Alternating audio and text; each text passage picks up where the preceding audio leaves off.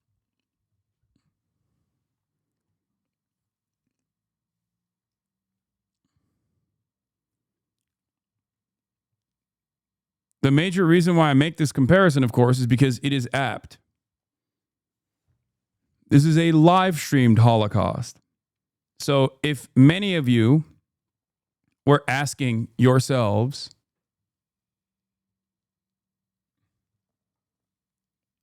I don't mind having him on, but Netanyahu notoriously avoids Israeli media and loves talking to simpleton American podcasters for a reason. They're his Walter Duranty. Like, it's a good point. Someone said having Netanyahu on is like having modern day Hitler. No, I saw that.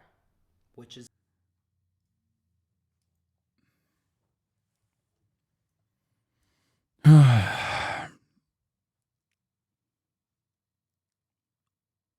There's proof that the Allies in England knew about it as early as late 1942. The Germans were well aware too via newspapers. No, it's one of those instances where there was surveillance and spies that actually were able to get message out. But it's not the same. It's not to the same degree. Like, there was evidence. There was certainly evidence. But how can you say it's identical to what you can see today? It's like literally having a direct CCTV footage inside of the gas chamber, dude. What are you talking about? Do you think that it is the same? There is no modern day comparison due to the technology, like the limitations of information disseminating worldwide.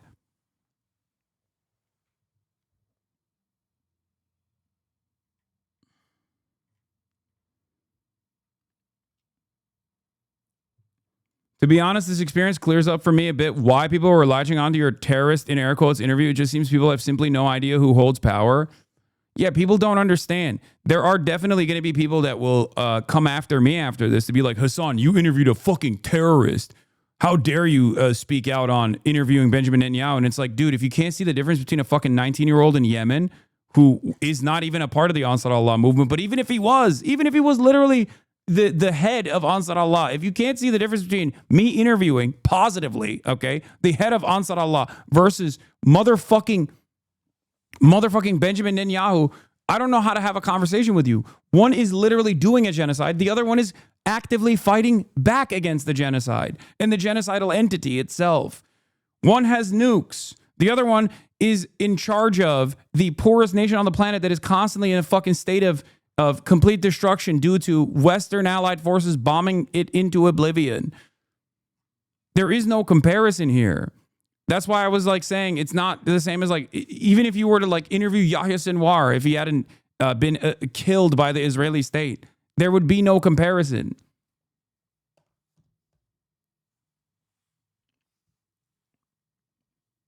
That's it.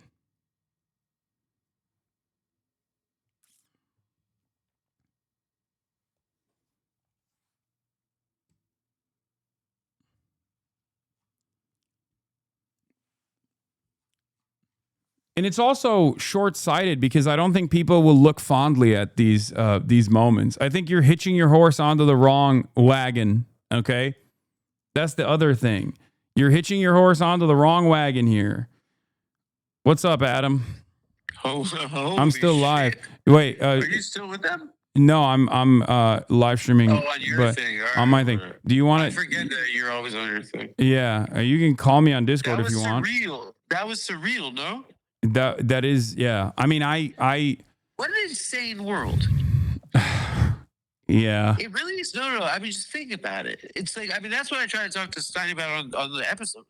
But I'm like, why do you think the most powerful people, like, it's crazy. Like, they were like, the Israeli government was like, we're going to get him on full send.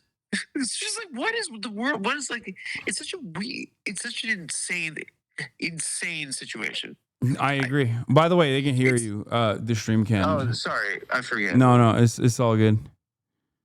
What? You gave it to them after I got off? I mean, I tried to, but what do you say to someone who's like, yeah, it kind of is like interviewing Adolf Hitler, I guess. And then, well, beyond that, it's just like we're checking. We're gonna talk to the experts. Sneeko, what's the other guy? Fucking Byron, Fresh and Fit and Nicholas Fuentes. What is Fresh and Fit is where they yell at girls for being on Sex OnlyFans? workers. Yeah. They hire girls from OnlyFans. all three of those guys are Holocaust deniers, by the way. All three of them that they mentioned. They went from that to Holocaust? All three of them are Holocaust deniers. Yes. How does that work? That's what is going on? Yeah. Oh no, this is like. Okay, I'm gonna go. I have to finish. But call me when you're off. All right, I will. All right, bye. Which is so crazy.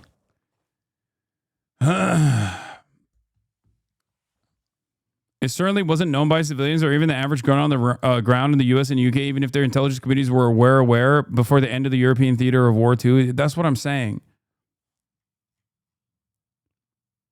I don't know how we just get people to understand that not everything is content, you know, but at least their audience seemingly understands it.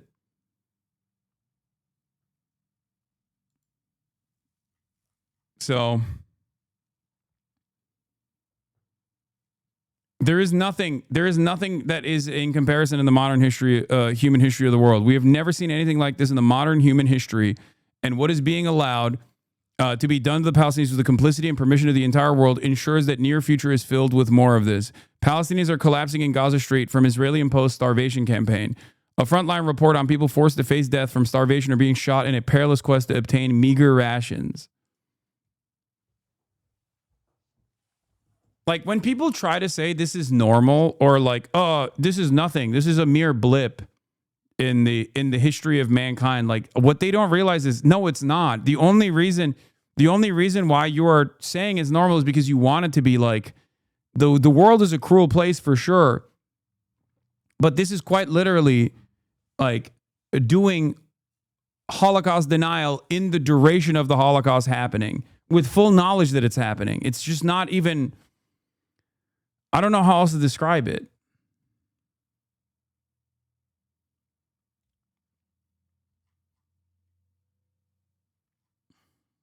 It's unprecedented because it's live streamed in broad daylight. So it just shows the depravity, the endless depravity that humans have. Like our cruelty is so epic. It's like shocking. This is one. Here is Cindy McCain, John McCain's wife. Okay. Speaking as the spokesperson for the World Food Program. The worst tragedies we've seen so far in this particular war. What happened was we had clearance to go through the Zakim gate. We were through the gate. The Israelis had, as you know, they clear everything and they decide when and if you go in. And we began our trek down the road, and what we saw were thousands of people running towards us, and they were hungry, they're starving. And all of a sudden, the Israeli tanks, Israeli guns, Israeli weapons from all kinds started firing on the crowd. And it was just, it's something that I hope never happens again. But more importantly, our group, WFP, our people that work for us were there too, and they were put in grave danger as a result of that. No humanitarian aid worker should ever be a target of anything. Well, this follows a trend over the last 2 months where over 800 Palestinians have been killed around aid distribution sites. The majority of those are at the controversial US-backed and Israel-supported Gaza Humanitarian Foundation. Can you be very specific? Are you coordinating in any way or supporting in any way that operational model? And what is your view on the GHF? Well, we are not coordinating and we do not work with GHF. As you know, we're a UN agency. And so we have our UN, the way the UN operates is different from what GHF is doing. I don't really have any information about them at all because we don't even talk.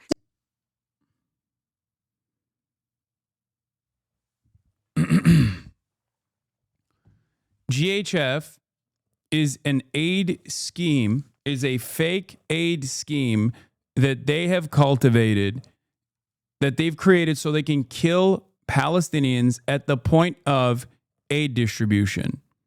Okay? That's it. That is literally, that is what it is. It sounds so depraved, but that is what it is. It's like the Nazis feeding the people in the concentration camps before executing them, and the food that they're delivering to the people in the concentration camps are still like limited, incredibly calorically restricted, just as though the gas chambers, the gas chambers themselves were billed as like showers. Okay, it's perfidy. It's lying. You're lying to people. You're saying, "Hey, come in. Oh, you have no aid. You have no food because we have not allowed it to come into the strip. There are hundreds of trucks waiting on the other side of the border."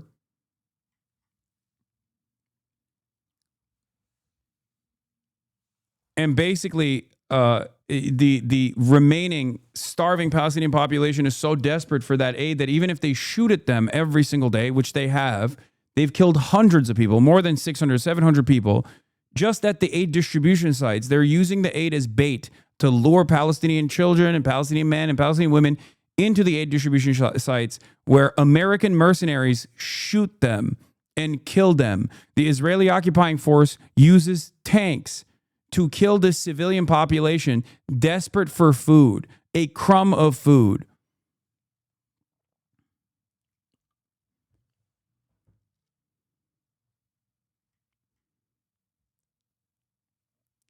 It's a war crime built on top of a war crime, built on top of a war crime. It's just like an epic magnitude of war crimes.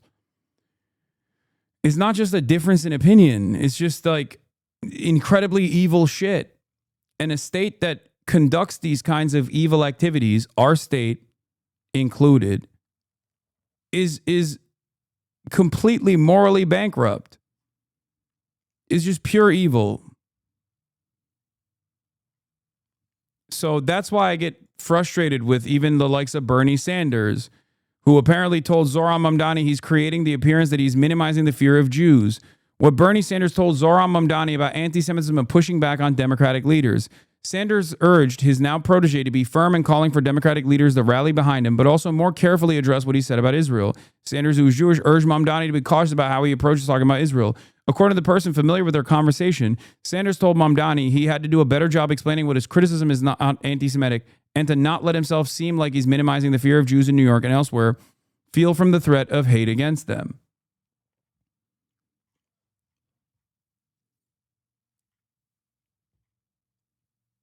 It's ridiculous. Like, what do you mean? What are you talking about? What do you mean the fear of Jews? Like, anti-Semitism is a totally separate bigotry from the actions of Israel. And every single person with a conscience should be using that space to describe that anti-Semitism increases because people conflate Israel with Jews. Zohran Mamdani has done that. He has already talked about the distinction over and over and over again. Any sort of inference that implies that he hasn't made that distinction is disingenuous. That's it.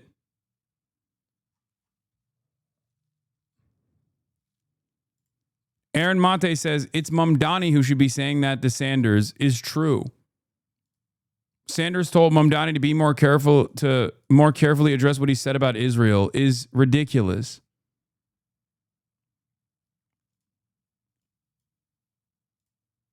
Hakeem Jeffries is terrified. Hakeem Jeffries reportedly told allies that if Zohran Mamdani wins, he can't become Speaker of the House. Leaders like Jeffries see this fight as as existential to their control over the party. I wonder why. Good. He shouldn't be anyway.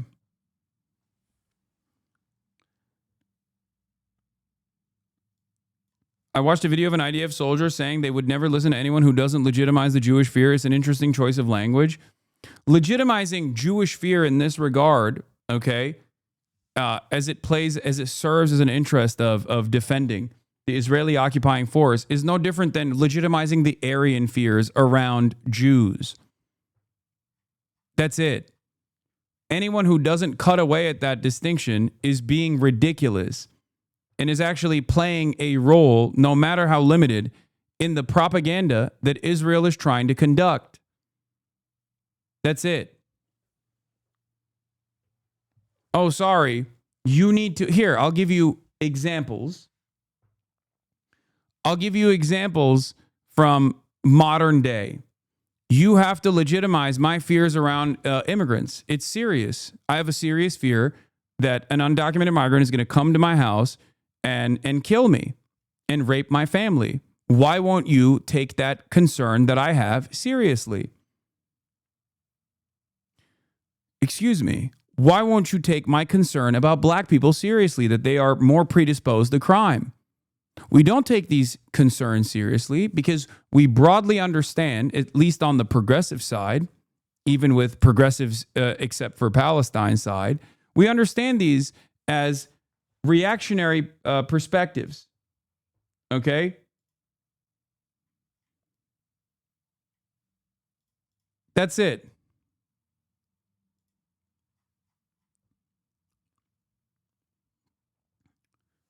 Is anti-Semitism a real bigotry? Of course it is.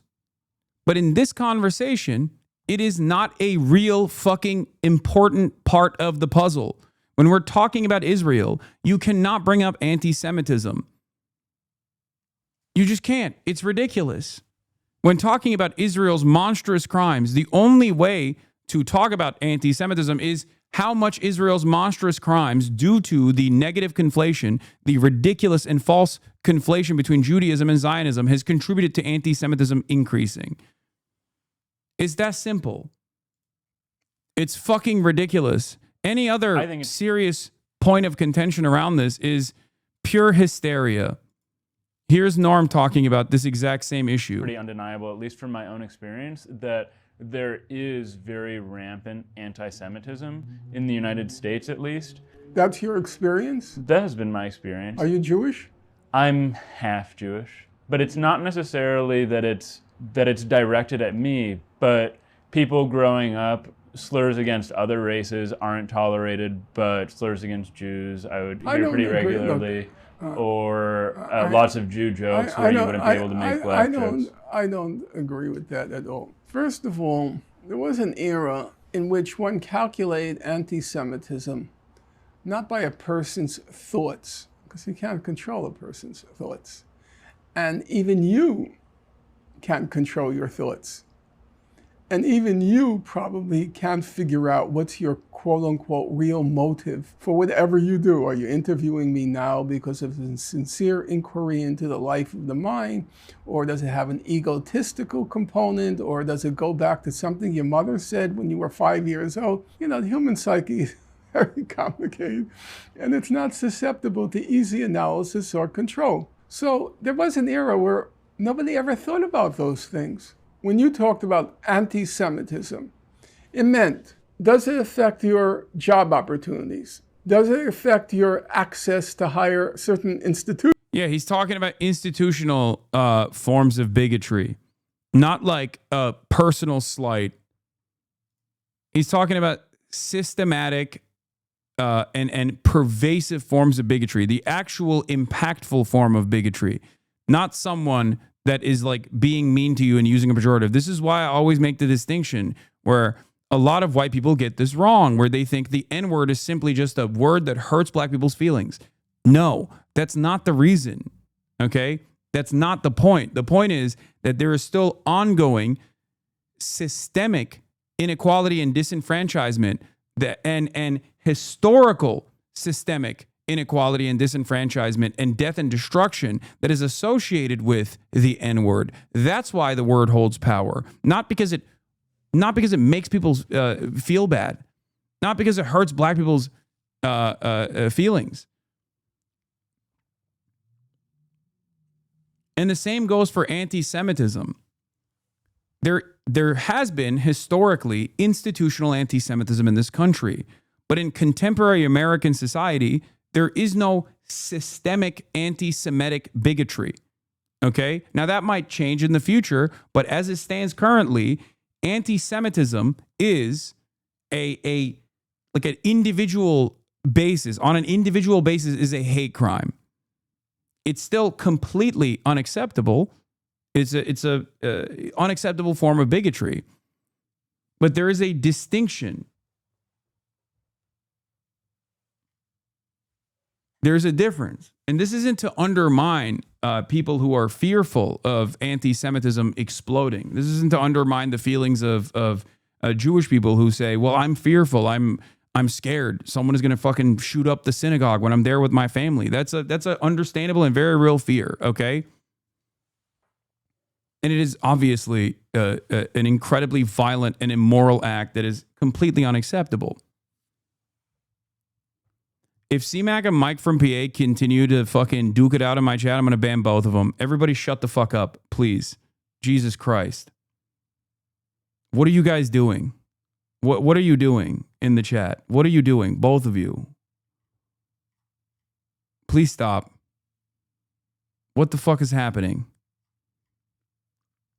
Jesus Christ.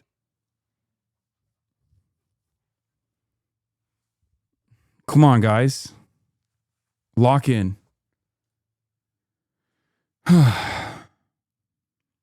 Anyway. There is, however, institutional Islamophobia.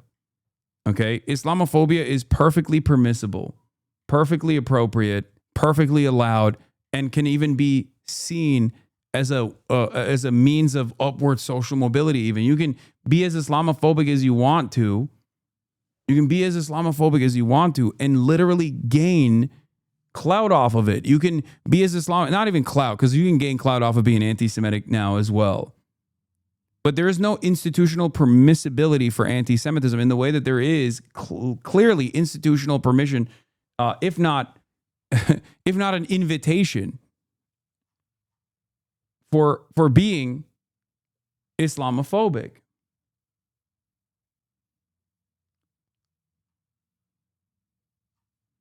Of higher education. Does it affect where you're going to live? Does it affect negatively your interactions with the law? That's what anti-Semitism meant. They were quantifiable, palpable. There used to be a more institutional anti-Semitism. Look how Jewish actors and public figures used to all change their names. No, I know. That's not, I know.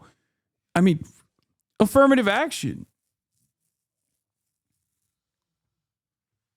Like a lot of these, dude, no one is saying that Jews were completely welcomed in American society from the start to finish. Okay, I'm not saying that at all. That's precisely what I'm talking about. That's not really the case anymore. Things have changed, and despite the real threat of anti-Semitism, American Jews are deeply in the in-group of white. It's not the same. Exactly.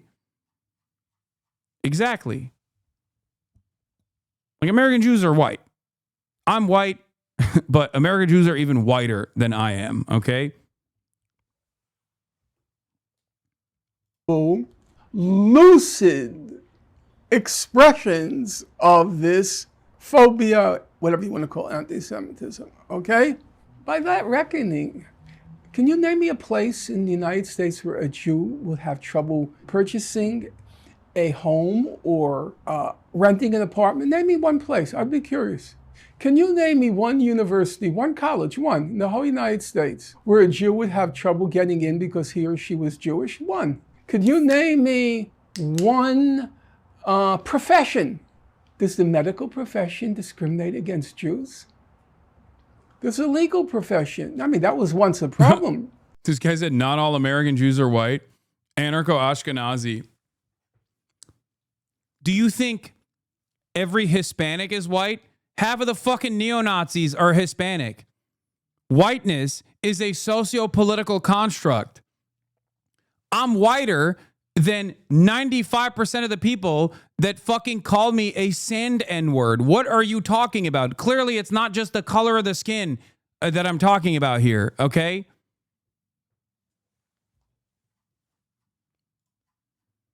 God damn, dude. Also, it's hilarious, for the record, to make this point in America because the overwhelming majority of American Jews are Ashkenazi. So yeah, they are white. Like literally pale skin white.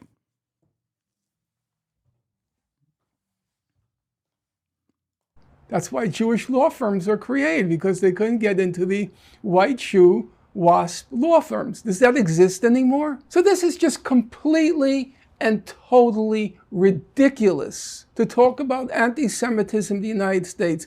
On the contrary, being Jewish gets you into professions. It's an asset in our society. In publishing, being Jewish makes a big difference. You know what they used to... I'm just saying that there are American Jews who aren't white and you should erase Jews of color. I'm going to erase every anarchist from this chat. Starting with you.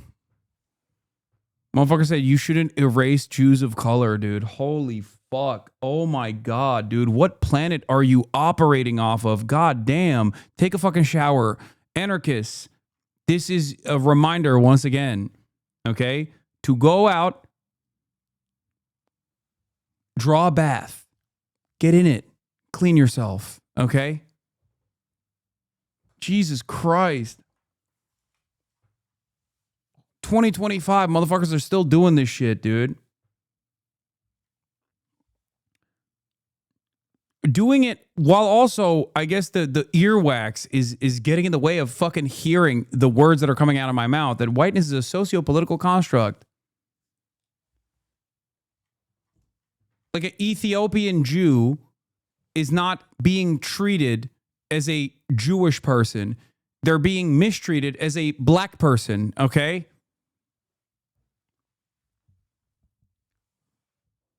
What are we doing here? What are we doing here? What is going on? Called the New York Review of a book. They called the New York Review of each other's books, and they were all Jewish.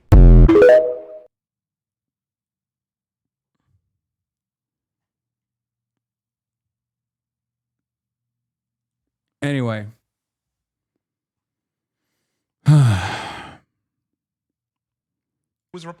We covered this already when it first happened. Yeah, he said as he privately told business leaders this week, he discouraged the use of the phrase "globalized intifada" after learning how it impacts Jewish New Yorkers. I think it's not that relevant or significant. I absorb on seeing how the liberal Zionist advice he got from Bernie and AOC is completely untenable if he wants to keep grassroots support and actually win in the election. Every time he takes advice from them to soften towards Israel, it would be a fatal error. I don't think it's as impactful one way or another. But I think that he shouldn't, on principle, soften any of those stances, especially because he has the correct position and especially because it shows that he is earnest. And the amount of concessions, no, he's not pushing away his base. The concessions that he gives to liberal Zionists on what kind of language that he's using serves a different purpose. It doesn't actually fracture his base. It discontinues his perfect way to cut through the noise. It becomes additional hurdles that he sets up for himself. Because when you give a concession like that, like Jeremy Corbyn responding consistently to allegations of anti-Semitism, cut away at the finite amount of time he had to talk about his policies. Okay? That's it. That's the most impactful part of this conversation. You don't want the entire back and forth to be around how much you hate Jews by cynical actors, okay?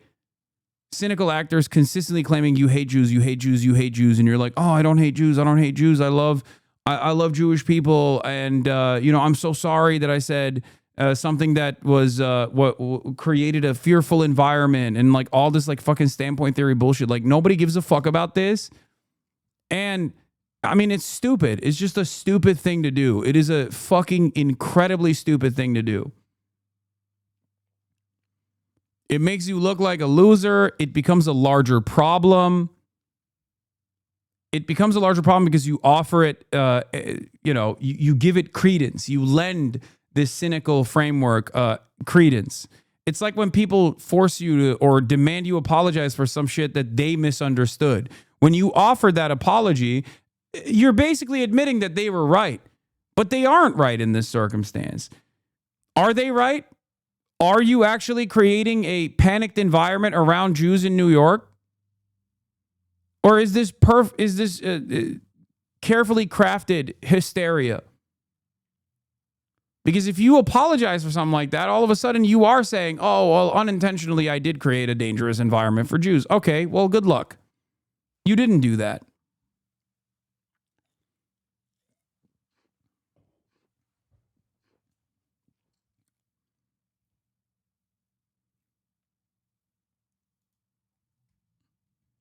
My record on Palestine speaks for itself. I'm proud of it. One of the strongest in Congress. I throw down for pro-Palestine candidates, largely unrecognized work. That's fine. Disagreements are also fine too. But if you want to toss all that for one half-assed MTG stunt, be my guest. I know where I stand. Oh God. Oh.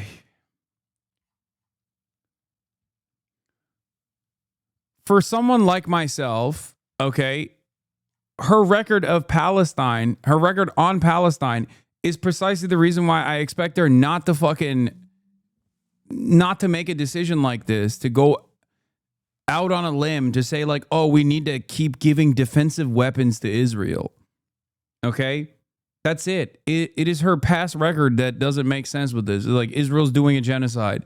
Okay, Nazi Germany is doing a Holocaust, but we have to give them anti-aircraft weapons is crazy, right? Like, that's...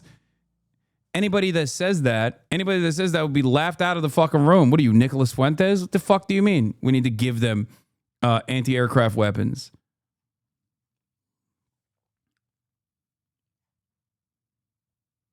And it sucks because you expect the politicians in this regard to actually be a leadership role, to play a leadership role, and to respond not this way to unreasonable and also some reasonable criticisms.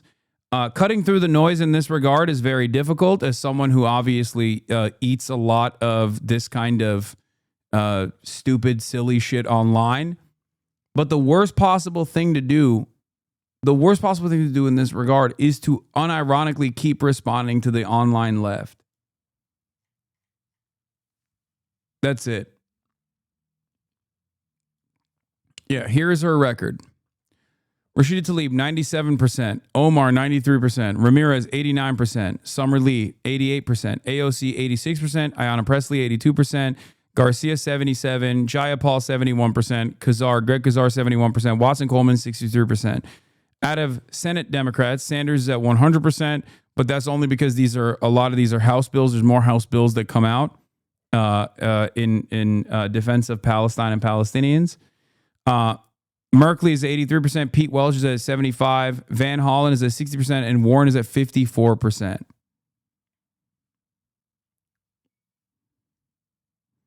Bernie has only 100% because the Senate doesn't vote on as many Israel-Palestine resolutions as the House, and we don't count the ones that pass by unanimous consent.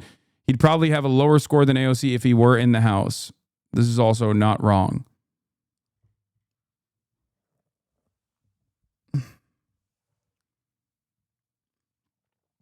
And for the record, like, I mean, this is disastrous when you think about it, because this is such a black and white issue that it is disastrous that like the 10th best congressperson on the issue of Palestine in the House is at 63%.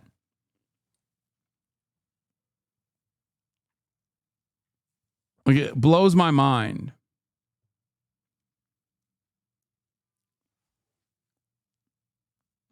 Told you she's doing this to stay away from Marjorie Taylor Greene. How would have AOC combated? AOC is with Marjorie Taylor Greene in a TV ad that's on repeat. She would have obviously faced in a 2028 Dem primary. Are you guys failing to understand the issue here? No, she did say that, but it doesn't matter. So did Summer Lee. So did Rashida Tlaib. So did Ilhan Omar. It doesn't fucking matter. Okay? It doesn't fucking matter, because the issue that she agreed with Marjorie Taylor Greene on was an issue that is an 80-20 issue in the Democratic primary. What are you talking about? 80% favors Marjorie Taylor Greene on this issue. It's an 80-20 issue for the Democratic Party. Get the fuck out of here. If Marjorie Taylor Greene tomorrow came out and said she wants Medicare for all and put a fucking messaging bill out there for Medicare for all, then I suspect that many other Democrats would take advantage of that opportunity.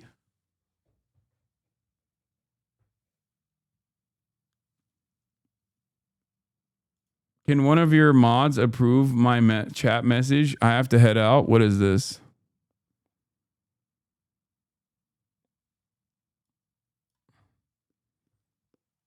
I'm getting around the watching clips from today. My favorite quote from the Nelk Boys: we've had all types of different guests on our show. Netanyahu, Nick Fuentes, Sneeko, HasanAbi, we are diverse. I know. It killed my soul a little bit when I saw that. Also, not only did she not just talk about Marjorie Taylor Greene, she also elaborated further on why she thought it was a good idea to vote against the MTG amendment, which was defend the reason. Defend the reason by saying, well, you know, Israel still has a right to defend itself with our defensive weapons.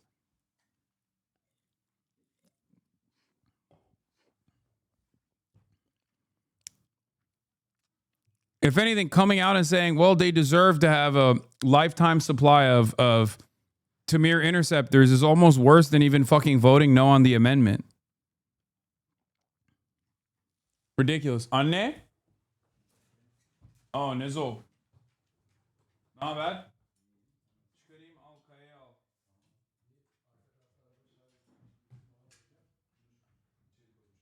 Neyi? Oo, arabayı dur. Benim şarjda takılı şu anda. O zaman bozuldu. Trip atmıştır o zaman. Trip atmıştır. Ha, takmadın. O zaman çıkar, ondan sonra diğerini tak. Her defense and the not vote is 100% worse because of her justification. Yeah, that's what I mean. Anyway, it's just like an incredibly disappointing moment.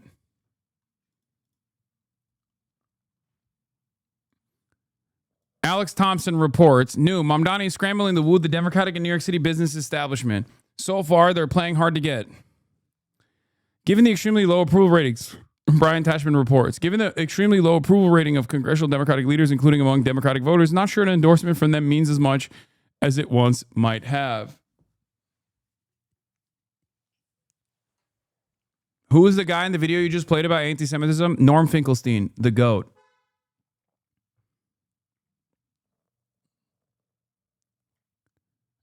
Anyway, this is, Zoran needs the New York City business vote. Zoran needs the moderate Democrats to be on his side. It's like, no, the moderate Democrats should be begging to get a crumb of the organic attention that Zoran has been able to develop.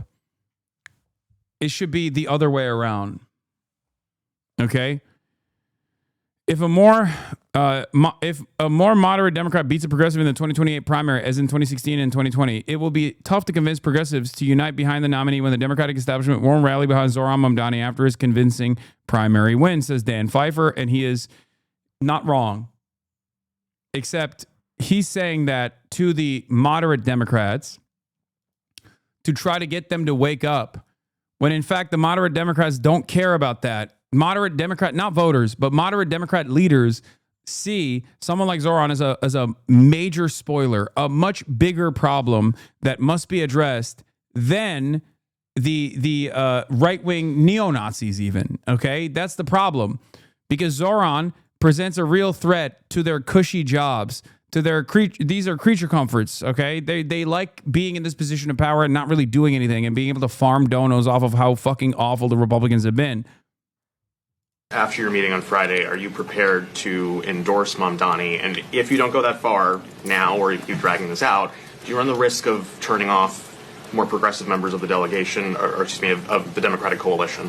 At the meeting on Friday, we agreed to reconvene with other members of the delegation and high-level community leaders in Brooklyn upon his return to the country. After your meeting on Friday, are you prepared? Yeah, Hakeem Jeffries is apparently worried.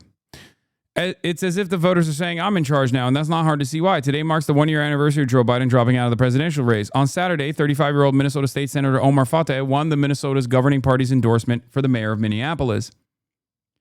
Without any major organizational backing, Fateh defeated the two-term incumbent Jacob Frey, who had the backing of Senator Amy Klobuchar, former Minneapolis Mayor Sharon Sales Belton, and a long list of party officials. Mamdani, meanwhile, is poised to become mayor of America's largest city, winning the primary without the support of his party's leadership, and now snubbed by the very same leaders who made excuse after excuse for Biden right up until it was too late to find a candidate who might defeat Donald Trump. Trump is left having to argue the Jeffrey Epstein scandal is a nothing burger. Party discipline is on its deathbed. Yes, Mamdani and Fateh are both millennial-age Muslim men born to immigrant parents, but more substantive is their common message. Both Fateh and Mamdani ran campaigns focused on affordability and economic relief for the working class, including rent control to address the insane cost of housing, by now a national humiliation, having put not only home ownership, but even just renting out of reach for many. Unlike many of their colleagues who might talk a good game about affordability by focusing on rent control, Mamdani and Fateh gained credibility by identifying the problem as landlords, a powerful lobby others avoid crossing.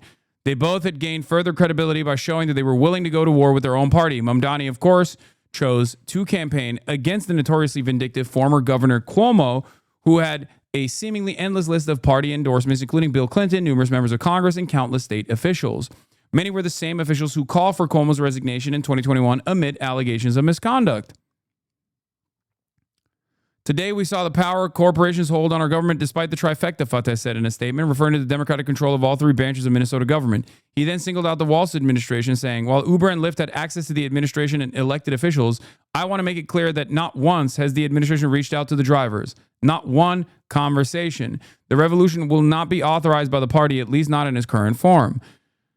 Democratic Party leaders still refuse to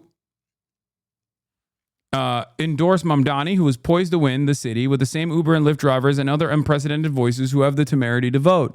When asked if he would endorse Mamdani, House Democratic leader Hakeem Jeffries continues to trot out the laughable excuse that I don't know him well. In a lot of ways, the intransience by party leaders makes sense because this battle is existential for them. Polling shows that a majority of Democrats want to kick their party leaders to the curb. If the Mamdanis of the world keep winning, that's what will happen. Okay?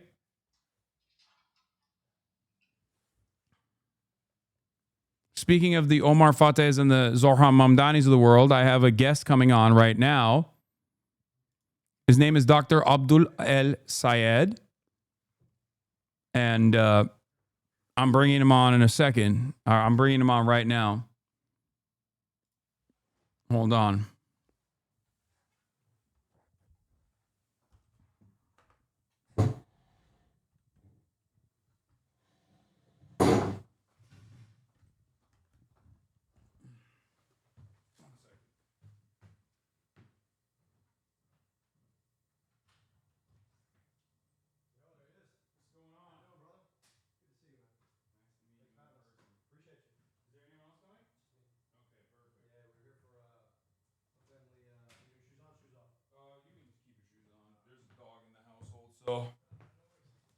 So we're no longer a shoes off household. I respect that, but my mom would tell me otherwise. She'd be like, Yeah. You walk in that man's house, you take your shoes off. No, I used to.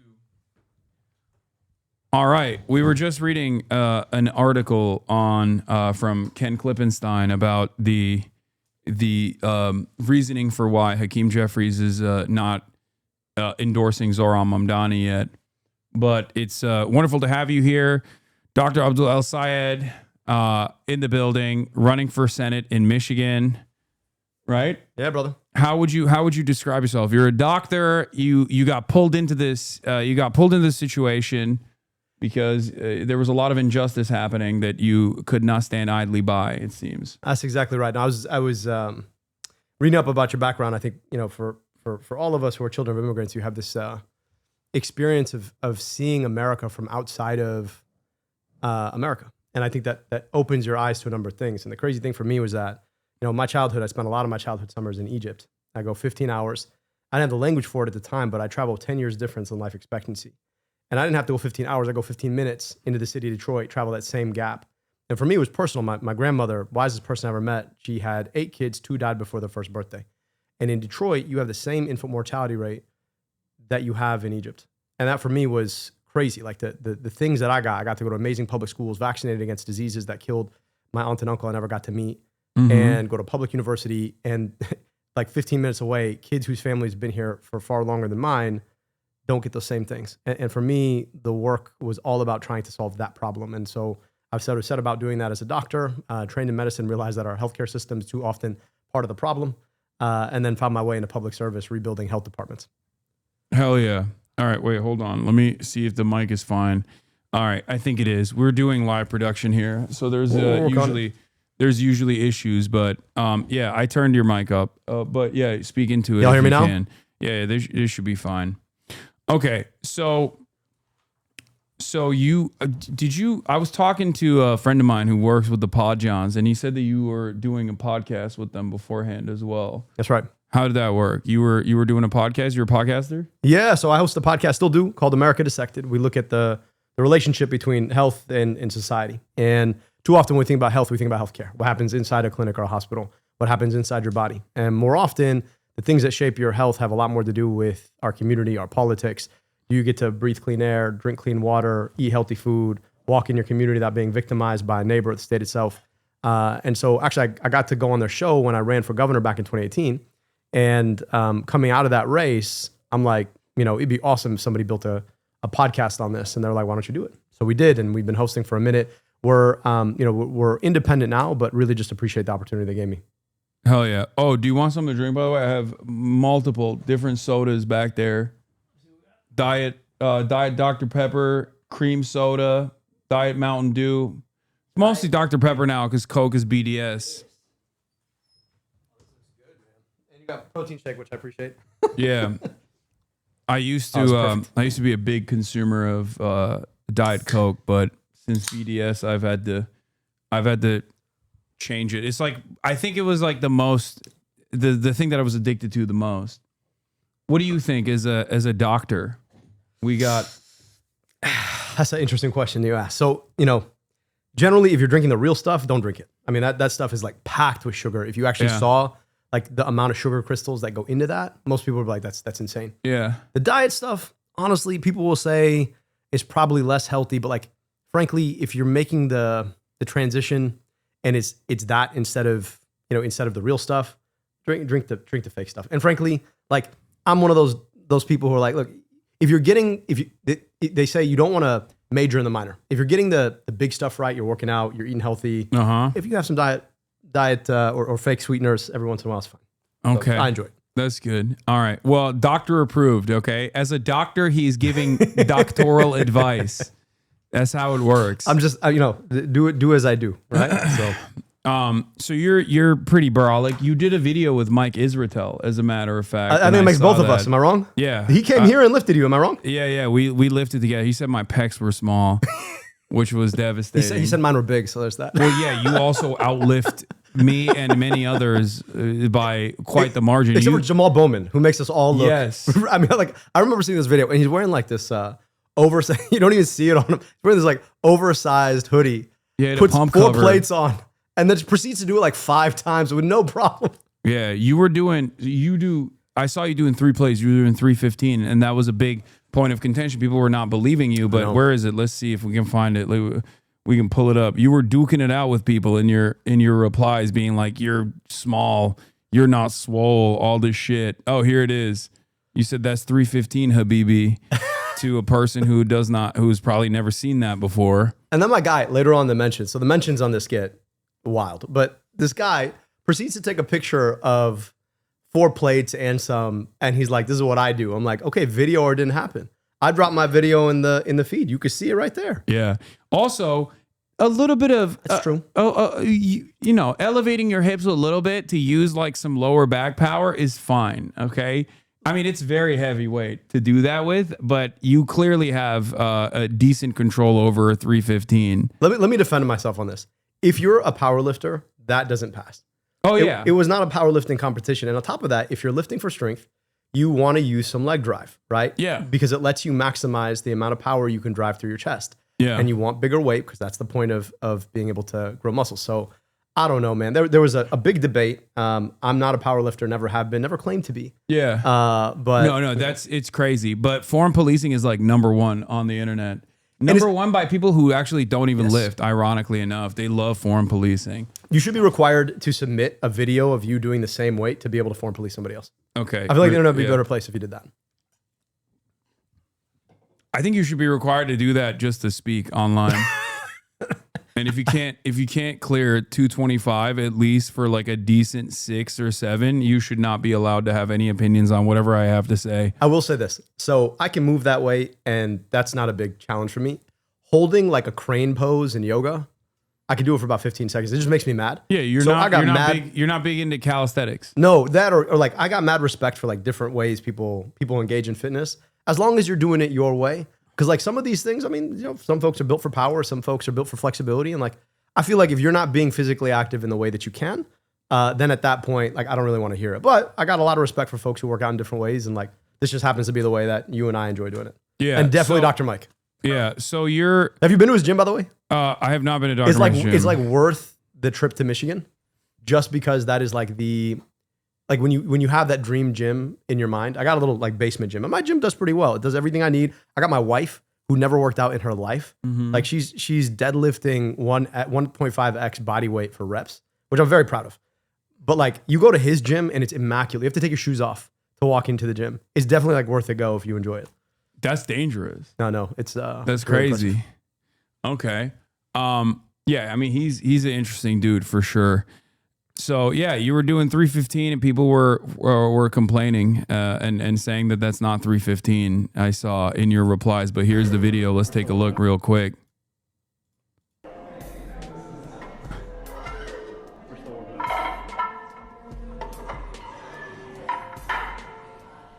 That's three. That's 3 plates.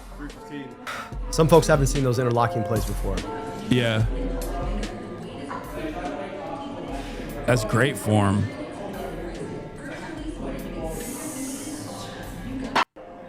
That's what I thought, man. That's what I thought. I can't do it. I can't. I'm like at my peak.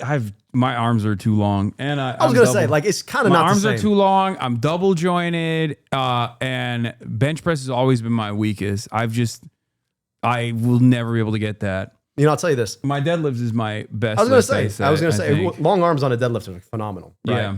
I've heard that you deadlift quite a bit. I will say this. It's not that much for my height and my weight. Like I'm fine. I'm like above average, I would say. I can do like what do? I do like 455 for reps. Good. How much you weigh? Now I weigh more because I went to Vegas. I just got back, but pre-Vegas 230. 230. Okay. I mean, but look, you're like you're almost 2x body weight at this point. Right? I mean, so that's per reps. I mean, that's not. But it's good. I mean, look, I used to like when I was in high school, I used to obsess over these things. I just turned 40, and that's crazy. You turned 40? I turned 40. How you're Egyptian? You turn 40. Your hairline looks the way that it does. How is that possible? I got the best genetics for Egyptian. You got finasteride. Be honest. Minoxidil. All natural. Great. I like really just. That's like, crazy. Really, truly, just gifted. Mashallah. Mashallah. But like turning 40 for me was actually a moment. There's this I'm an epidemiologist by training, and there's this curve called a mortality curve, and you use it when you want to compare the outcomes of a study looking at one medication for another. You look at how many people end up living longer, right? I had a friend of mine sit me down and she's like, look, man, like you're just riding a mortality curve, and the higher up you stay on that curve, the better off you are. So if you can show up, move with purpose, do what you can, and you can do it for a long period of time and still enjoy it, like that's winning. You know what I mean? Yeah. And I think when you're younger, there's this question, because I played lacrosse in college, right? And you know, I was hitting That's PRs. the whitest sport. I know. I mean, it's like technically indigenous, but like it's played most frequently by the whitest of people. Truly, and like crazy. Culturally, like it was. We'll just say I went to college 2003, 2007. So you were playing lacrosse while people were like, you know, the white people were the most Islamophobic. Yeah. Up until recently. You got to imagine it was not. Traveling was tough. We'll just put it that way. Traveling was tough. Learned a lot about people traveling. But like I was hitting PRs in college, right? Uh-huh. And I'm never going to hit my PRs again. And so for me, it was kind of frustrating. I was like, I'm never going to be able to. A little bit of sauce, just between us. A little bit of sauce. So max bench in college, A little bit. So No. max bench of 450, max Okay, you squat at 600. You were not. I'm a short guy. saucy. I'm like Were you- 5'8". Okay, and wait. never. No medical enhancement. No. Not even a little bit. Nope. That's crazy. It was like early 2000, man. If you wanted to do that, you have to like. It was not as safe as it would be now. Yeah. But anyway, all of it is to say I'm never going to be as strong as I was. So like finding how to stay strong and like enjoy it. That's what about I'm what about grateful. TRT? Okay, so let's talk about healthcare real quick, and then we'll get to the most important aspect of healthcare. So you're a big part of your proposition, a big part of what you like, why you are running is because of access to medical care and Medicare for all. That's right. So, would you put a bill down that dictated that everyone could get free TRT? I mean, if you need it, yeah, for sure. Yeah, like if I you need it, because I'm not swole enough. I mean, the line between so TRT technically is testosterone replacement therapy. Yeah. So the question of replacement has a lot to do with like high point at what you could produce naturally. Yeah. And the line, Like a I got a plateau. lot of friends who are like at this age, they're like, Yeah, yeah, I'm like- on TRT. I'm like, how much? They're like, like 1,500. I'm like, that's not replacement. Yeah, that's. But not, hey, I actually, honestly, part of me is like, do you, man? At this point, like, do you? I'm just saying, like, imagine that would really be like the RFK agenda. He's like talks about Maha, That man make is- America healthy again. Which, by the way, he does TRT. Absolutely. I mean, way more than TRT. That man is just Yeah, straight he up on does, gear, like straight up. He does gear. I think he also does something that like makes you. I forget what it was. It might be like peptides or something that makes you orange too. Like that weird skin condition That's you just don't like spray get. tan, man. Just spray tan. I don't think it's just. Well, You don't he- think so? No, he's not a spray tan guy. Are you kidding me? That's He's fair. definitely like a natural. Except for you saw him house at McDonald's when Donald Trump made him do it. Yeah. Right? I mean, like, that didn't look like a man who's never eaten McDonald's. That looks like a Yeah. man who knew exactly what he was eating. Yeah. I just think, okay, so I thought, when I voted for Donald Trump illegally twice, 3 times, okay, I'm sorry. I thought RFK Jr. As the HHS secretary was in charge of the FDA and everything else, he was going to make TRT readily available for all people. And I'm a little disappointed he has not done so. Medicare for all. Just saying. Yeah, Medicare for all, free TRT, free HRT in general for everybody. If you need That's it, what I think. I'm just saying, if you need it, this is qualified medical training. Here's the interesting thing about it, right? The same people who go crazy about anything having to do with gender care, right? Ask yourself what TRT is. That's yeah. I'm just saying. I'm just saying.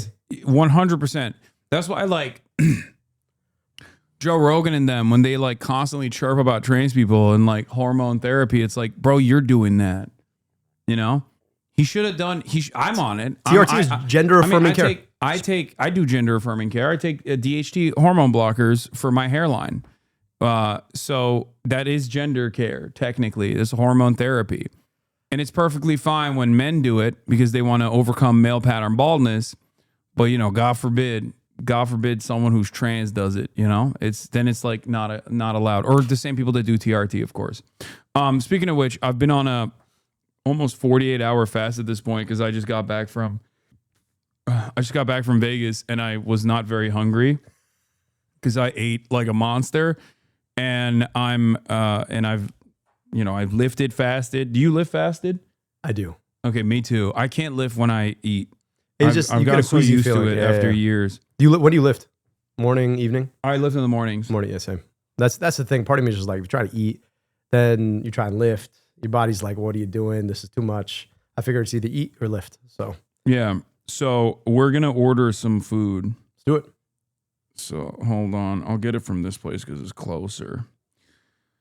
I get chicken. I want you to go through my daily consumption as a doctor, and tell me if this is like, because I weigh my chicken as well. Good for you. I get the chicken tavuk here. Hold on, and I'm gonna give you the thing after, so you can pick what you want. But hold on, and then let's do a salad too, because. So this is your first meal in 48 hours then, huh? Yeah. Are you feeling hungry now? I'm pretty hungry, but don't show it the camera, by the way. Yeah, no, I Make get it. sure. I get it. Is Middle Eastern. We're eating Middle Eastern cuisine. Show the doctor your 335 squat. Dude, it's not good. It's like embarrassing. That's not a heavy. That's good, man. It's not heavy. It's not heavy enough. My squats are terrible. My knees are terrible. I got a laparoscopic surgery on my right knee. I had a patellar dislocation. And then that, like, I guess in the process, it like ripped off a chunk of, I don't know. I think it was like ripped off a chunk of the bone, and it was just like swirling around in my knee for years and years. And then I got this like not super invasive surgery. Laparoscopic surgery is not that bad. No. And yet I was never able to recover fully from it. And now it's just like, you know, I got a lot of issues. It's so as a, I mean, but look, 33-year-old, So 34. you're 33. You have the like height and flexibility of Gumby. All right. And you're putting on muscle. And you're doing 300, this is what, 1.5x body weight? Almost? That's like 1.4x body weight? Yeah. That's great. I feel like people get so focused on the numbers, man. It's like, if you feel good about how you're moving, let's see it. Are you an ass to grass kind of guy? No. Wait, Okay, first one is not the best. First one's not the best. Okay. Hold on. So just warm up. This is my top set. That's why. That's good. I mean, it's all right. It's I not mean, great. If I had to tip it, you already know what my tip would be. Right? What? Go deeper. Like, there you go. That one was good because you're going to 90 degrees, right? So Yeah. once you get to 90 degrees, you're there. How do your knees feel when you go that low?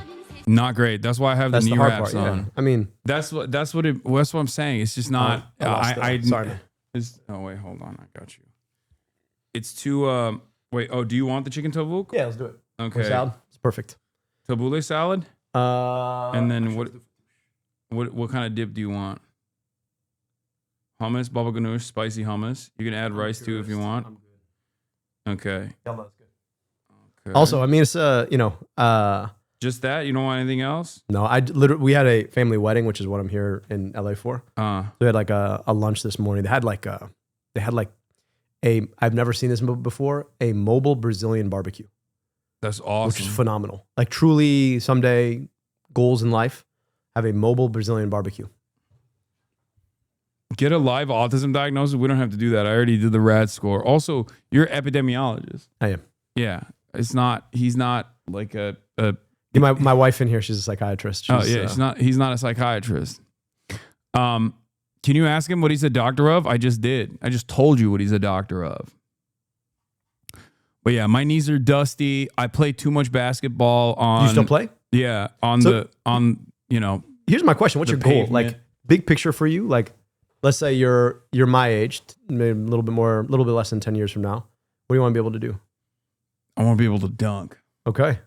Yeah. Are you doing like plyo training on top of it? Not. I was for a while. I haven't really been doing too much plyo training. Right now, I'm all over the place because like I've just been. My schedule has gotten insane. Destroyed. Yeah. So, but I was right now in the short term, I got to go back down to 220 because I've been just like packing it on. My dad was here, and when he's here, he's a feeder. Yeah. I feel like all our dads are. You know how men and parents are. Like they can't talk to you about your problems, but they'll feed you the hell through them. He got a gastric bypass. Okay. To literally survive because he was like 500 pounds. He's crazy. Wow. My whole family's gotten gastric bypasses except for me, and he can't really eat that much, but he loves to just like get as many pastries as possible in the house, and he'll just like eat it in front of me, and he'll be like, "Oh, you want some?" And then I just like when he's here for like 2 months, 3 months, I just keep packing it on. I know that's the and then he leaves, and then I have to, and then I lose all the weight. This question, I told you about turning 40. So like my last campaign, I gained like, I don't know, 30 pounds. We were eating like Happy Cola and ice cream. And this is the way I was handling the stress. So during the pandemic, that's when I built this garage gym. We bought a house, built the garage gym. Yeah. And at that point, like I had a really unhealthy relationship with working out, in large part because it was just always outcomes driven. And I had to get to a point where I'm like, all right, so what are my goals here? Like what am I actually trying to do? And once I articulated the goal, then it became a lot easier to be like, okay, like I can optimize around that. And it's not awful if I miss a day. It's not awful if like, one day I'm just enjoying a meal. I'm going to enjoy that meal. But like it helped me get to a sense. So that question of like, what do you want to do in 10 years? I think if you can always adjust that like every year, what do I want to do in 10 years? That's the key thing. You do cardio? Yeah. All right, but that's good. why I do that's why I play basketball. There you Because it's go. like I can't run. I hate running. Unless you're chasing a ball. Yeah. Which is the cardio way all of us are programmed. But it's the best cardio basketball is. The only problem with basketball is like it's horrible on your joints. Yeah. And when you're playing out there, sometimes like you have like a really aggressive defender who will foul you, and then you'll like I rolled my ankle. Yeah. And You got I rehab feel like- forever. Yeah, and then the more you roll your ankle, the worse it gets. So it's just like now I've just been nursing that nonstop. You ever bike? No. You might like it. I used to when I was younger. I don't really like it. No. Oh, here. Let's watch a video of your agenda so people will get a better understanding of who you are and what you represent. An all-American story. Public schools, high school. Wait, also, there's this funny video that I want to show you after as well, but that's later. Football captain, scooped ice cream, loved his Camaro.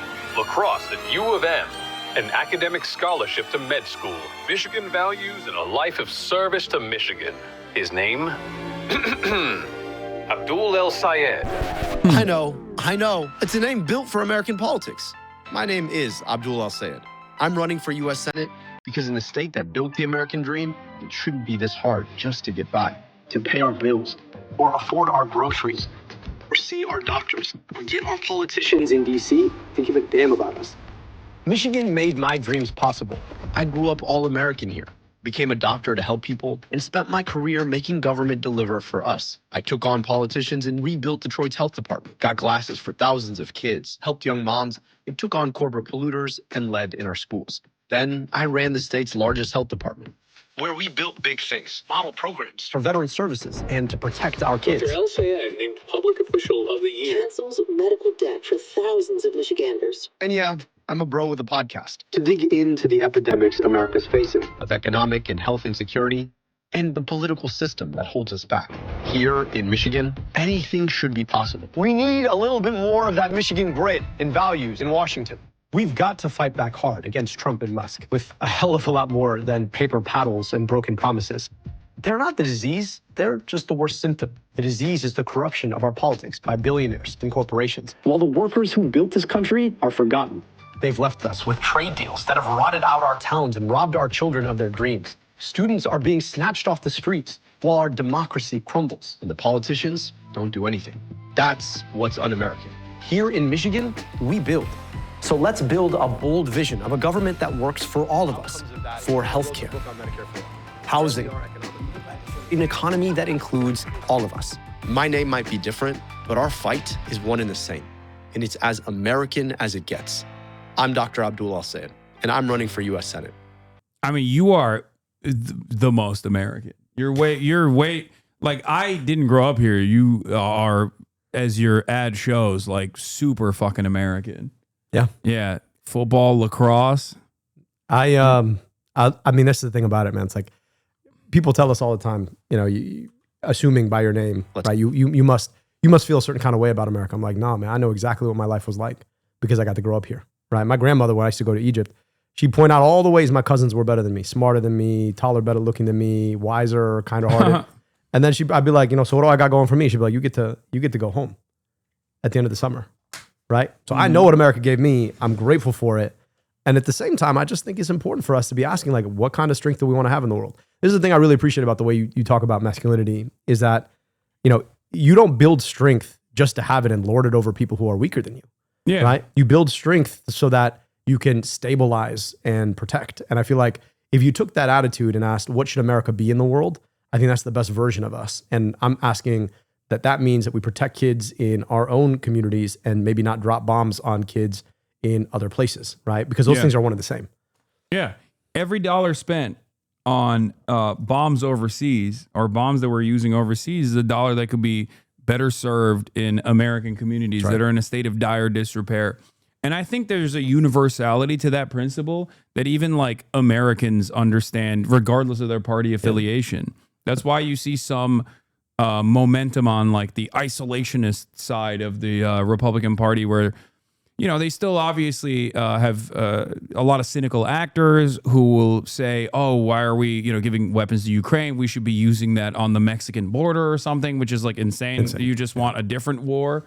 But then there are plenty of people who are actually demonstrating fatigue from the endless bloodshed that's caused overseas. So that's the thing. Every one of those missiles that gets dropped, $3.5 million. Like, ask yourself, go to a local public school, and go to any of them in Michigan, and they could use $3.5 million of uplift, right? Not to mention the money that you could invest in teachers and parapros and all of those other things. Not to mention all the money you could be investing in infrastructure or healthcare. And instead, we spend billions of dollars. And look, it's not just Israel, right? Like, my family is Egyptian. Egypt is the second largest recipient of foreign military aid in the world. And that money hasn't made the Egyptian people any richer. It hasn't made them any freer. All it's done is it's consolidated the power of... But have you thought about how important Egypt is to control the Suez Canal, and that they have to stay the way that they are? Yep. For American interest, you know? And this is the thing about it, is like, you know, if we were true to our ideals, I don't think we'd have to pay off a military dictatorship for that. You know? Right? Like, if we were honest about the way we engage in the world, like somewhere we went down like Henry Kissinger way, right? And then we got like locked into this realpolitik set of interlocking lies that we tell the world to break our own rules, right? The rules-based international order that we spent all this time after World War II trying to build, right? And then we wonder, like, why is it that we keep finding ourselves spending more and more, getting less and less, and losing respect in the world? Because we spend all this time fighting wars we shouldn't be fighting, right? For what purpose? Yeah. All right. Well, here's something I wanted to show you. This is a real plague that I'm sure you have experienced as both a podcaster, but also a doctor as well. Someone says epidemiology is a hoax science anyways. They don't know shit. Hoax science anyways. They don't know shit. You're a fucking baboon, dude. Not even a baboon, because I feel like even a fucking baboon would be like, there's disease, I think, here. I should move away. You, on the other hand, are rushing towards the fucking disease. What do you know? You're a fucking Twitch commenter, dude. What are you talking about? What happened to the fucking universe, dude? All technological advancements, fucking academia, the field of research, scientific discovery, cast it aside. Throw it away. Look alive, gentlemen. There's an American here. People just straight up, they go, excuse me, thousands of years of research, ain't never seen a guy like me before. All of the fucking experts are stupid. You're not even literate. Shut the fuck up. Americans unironically think they know better than, like, people who have poured their entire lives into this shit. So much of the shit that you take for granted is unironically experts working tirelessly behind fucking closed doors so you don't get trichinosis from the fucking meat that you're consuming, but you just take it all for granted. You know nothing. Like, I don't know what a germ is because I can't see it, so it's fake. But we needed this. Like, you've spoken all the things that epidemiologists have been thinking for at least since the beginning of COVID-19. Yeah, it's just there is a real thing that angers me with there is definitely an anti-intellectual slant that has always existed in like historic fascist movements as well, certainly, but like lately I feel like it's gotten way crazier online, and I don't know how to deal with it. I mean, we got the Nelk boys, who I know personally, who I spent the other half of today's stream talking to, interviewing Benjamin Netanyahu. That's a real thing. Do you know the Nelk boys? I know of the Nelk boys. Don't know them personally. Yeah. Well, I mean, I didn't assume you knew them personally, but yeah, they interviewed Benjamin Netanyahu. Why? And my question exactly, like how we have devolved so spectacularly that like you got international war criminals going on podcasts to do to basically, I guess, do rehab on their image. I mean, I guess you could ask them the hard questions. Are they asking them the hard questions? No, they were just like, are you guys starving Gazans and children in Gaza? Look good. Yeah. Oh shit, this one banged on Twitter already. They're using you guys to look good. Hasan, bro, why does anybody, Hasan, sorry, I don't mean to cut you off.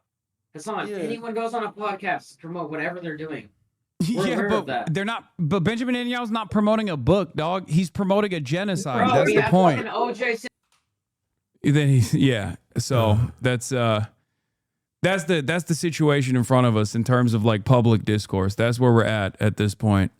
But the other thing that I wanted you to look at was not the Nelk boys necessarily, because who knows? I mean, you're doing the bro slant right now. I'll go on. Maybe the Nelk boys will have you on. I'll hit him up and be like, yo, here, talk to this guy instead. He's a bro. Not that they lift. They don't really lift. Only Bradley Martin lifts there. And Bradley and I can get a workout. Then we can talk to the rest of the Nelk boys. Yeah. But there is one other thing that are you a big Twitter user? Ish. Honestly, Okay. man, like here's the problem I have with Twitter. Every time I go on it, it like pickles my brain a little bit. And then I have to come back off of it. I ask myself, why did I even go on it again? And then inevitably somebody says some stupid shit and I find myself back on it. And then I have to go back through the whole revolution again. It's like I don't learn, but I'm the same way. That's why like I will consistently, I'll delete Twitter from my phone and I'll only be forced to download it back when I'm like traveling and I have to communicate with people like journalists and whatnot. But one thing that I've noticed especially is that it's just so negative. It is. It's just so negative. It's so awful. It's obviously like you determine what your For You page looks like and what you engage with and what you read. And I guess I'm reading too much, Nazi shit that angers me. So it's like what's polluting my For You page. But then also, on top of that, what I've noticed is Twitter also will just like serve me the dumbest videos and it's all botted. Yep. And it's all like, here are some easy hacks. And I just like, even when I'm scrolling and I spend like 30 seconds on one of those videos, I catch myself watching that and I go, what the fuck am I doing? I just wasted 30 seconds of my life. Or like the highest and it intensity pisses me off. Like the high intensity theme or scene from some movie that you're never going to watch. Yes. You getting those? Yes. Damn. All And the then you time. always watch them. All the time. And I hate it. And I feel stupid. I feel like a fucking bot. When I'm like, why am I watching this? Like, it's just like they have these clip bots. Yeah. Like they're just constantly pumping excerpts from a Hollywood movie with like an AI voice being like, and then this person did this, and then this person did that. And I like, when I spend any time, and there's always a line on it too. I don't know why. They always have like the weird line on it. Because I think that way it doesn't violate any of copyright? the copyright laws. Oh my God. Yeah. And then the voice does the same thing. I'll be honest with you, like, I will say this, like Twitter has become so much more garbage, but if the goal is engagement, whatever they've done to like grokify it, so it feeds you stuff that reads your limbic system and keeps you on, I will say like the experience of reading Twitter has become way weirdly more engaging. I don't love it. It's like engaging in the worst possible way. Yeah. It's like, it's tickling the lowest common denominator, attention seeking part of your brain. I don't know what it is. It's so fucking annoying. Weird scenes from mid 2000s movies that you're never going to see. Yeah. Honestly, at first I was annoyed because it was like constant fucking insane right-wing Nazi shit. And now I'm annoyed because it's also anything that's not constant rage bait is just content slop that is like movies and things like that. And they're both bad. I feel like it just makes me dumber when I go on it. Like back in the day, this was my primary mode of like figuring out what was going on in the world. Journalists were breaking their stories on this goddamn platform. They were doing investigations. They were writing. People were writing thoughtful things on this platform. And now you have to scroll and refresh 1,000 times for you to reach like one readable, one legible thing that actually gives you any sort of insight into what the fuck's happening on the planet. It is so goddamn annoying. You know, Hasan, I'll tell you this. I was one of the first 10,000 people on Facebook. All right. So like 2003, it shows up. Damn. Still says Mark Zuckerberg production on it. And it used to go to colleges, right? So Michigan was the first colleges that it went to. And it's funny because I got a little brother who's about your age. And I got a little sister who's 15 years younger than me. So she's like 8 years difference from you. And it's interesting. Obviously, I'm an epidemiologist. So if you like set up like a case study, you can kind of see the impact that it's had to have more of your youth on these kinds of platforms. But I'll tell you, man, like I don't have much going for me. I used to have a really, really good attention span. I could read for like hours and hours. I could play Legos for hours and hours, whatever it was, I could do for hours and hours. And now I think I got 17 minutes. Like that's about as much as I got. And it's this stuff that's got you constantly tripping out on trying to reach for that next thing, the next buzzer, the next feed, whatever it is. And honestly, like I say this as somebody who got through all of, like I turned 18 before social media happened, right?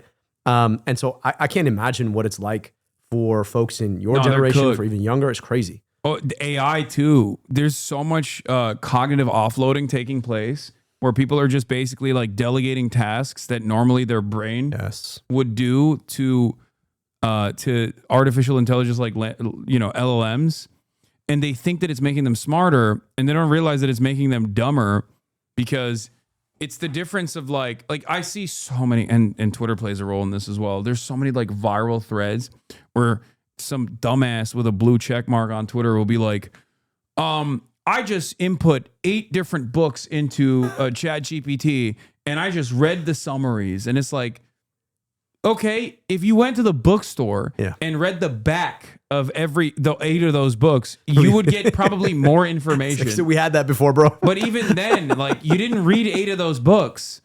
You didn't even cliff note it. Yeah.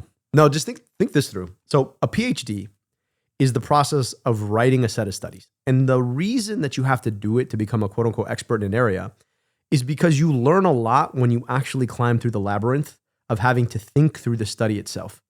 And I think in our generation, we've mistaken information for knowledge, and then we're mistaking knowledge for wisdom. And the hard part about it is we throughput a ton of information, but we don't spend that much time marinating on it. And that's where the experience really is. I'll be honest with you, like the thing I'm really scared about is there's a lot of AI encroachment in medicine, right? And you see it happening all the time. And there's a reason we call medicine a practice, right? Because you kind of have to practice. And there's going to come a moment where people have relegated too much of the thinking to AI, but you haven't really thought through the difference between cases that might present a certain way. Like we talk about horses and zebras. And the reason you pay a great what makes a great doctor is their ability to tell a zebra from a horse. But if you're giving the AI constantly the ability to make that decision for you, you're not going to have spent enough time thinking through the process yourself to be able to differentiate yourself. So at some point, we keep saying, oh, well, we want humans on the loop to make sure that they can like relegate the AI. But like you assume those humans have actually done the thinking. Yeah. And over time, if you're just not thinking through your cases, you're just not going to be able to do it. And it's going to happen across all these different fields over time. And I just shudder to think about what that reality is going to look like. Yeah, it's truly terrifying. And what's even worse is that there's a lot of people, especially growing in this environment, that thinks like, no, you're stupid. You're a dumb boomer for thinking that my mind should be doing this when I can just like let the machine do it. You know, there's also, and there's even people in my community, they get mad. They say I'm a boomer and I'm anti-AI. I'm not anti-AI. I just think that there are certain tasks that it's good for your brain to use. It's kind of like, I don't know, maybe it's because I'm Turkish, but like we had calculators when I was growing up. They wouldn't allow us to use them. We had to use like we had to use our brains to multiply. The other thing I'm really worried about is just the incentives behind AI, right? Like there's a world in which you build the tech, you're really thoughtful about where you deploy it. It really does deliver a world where like a lot of the hardest things get easy to do and people get their time. The problem though, is that all of these AI companies are on a 7-year VC cycle. And that 7-year VC cycle, those VC companies expect to have a return in 7 years. And they're going to pick the lowest hanging fruit. And the lowest hanging fruit, guess what, is your job. Yeah. And that's the thing about it is like, you think about, you know, in the last... Not my job. Not your year. You're not, No, well, I mean, I'll just say, man, like all of our jobs at some point, right? Like as a creator, it's a pretty crazy thing that you've got like AI that can make a podcast out of they have it. Like, They have it. They can do my job too. Like I didn't think it would happen this fast, but that's truly a thing that's happening. And like you look at the numbers of kids graduating college, and you're starting to see fewer kids get placed. Like what, Harvard Business School couldn't place 20% of its kids? That's pretty crazy. That's a crazy thing. And so, you know, and the funny thing is like you'll ask the AI companies, and at the same time they'll say, yeah, we're producing AI coworkers. And they'll be like, but we're not really responsible for all these kids who can't get jobs. And you're like, there's a clear mechanism. It's clearly how you're trying to sell your technology. Yeah. And I mean, this is the other crazy thing. I mean, yeah, they're using it as a mechanism of labor displacement, Exactly. which is how all technological advancements work under capitalism. So the problem is capitalism is not technological innovation. I will say this, right? Like there's a world in which you could say the tech placed in the right place under the right incentives could be great, right? The problem right now is actually not even capitalism, it's corporatism, right? It's like, if you're a small business, right, there's an opportunity for you to say, listen, like I see the people I work with, and actually as a member of a local community, delivering a service in the local community, employing people in the local community, like I don't want to displace these folks. As a corporation based in Delaware whose CEO lives in Washington, D.C. or California, at this point, you're completely dislocated in the first place. So it's just a labor bottom line for you.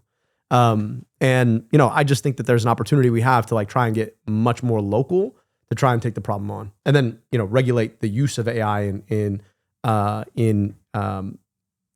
corporate work. I mean, like the idea of a 32-hour work week, it's a buttress against AI. It's basically saying, like, instead of you displacing 20% of your workforce with AI, let them work less. Exactly. Now that you have more technological innovation. Yeah, but that's, you know, exactly. That's just the profit incentive. Yeah. People putting the interest of profit over the interest of people. What's your sense on where this all goes? Nowhere good. Yeah. Do you think we're going to like actually be able to regulate it in a real way? No, 100% no. Fuck no. I don't think so. I think America is a hellish libertarian dystopia, and it's going to become worse and worse. It is nightmarish already, and it's getting only worse. Now you have a global hegemon that is actually a competitive superpower against the United States of America and is slated to actually overtake America in terms of like manufacturing. It already has.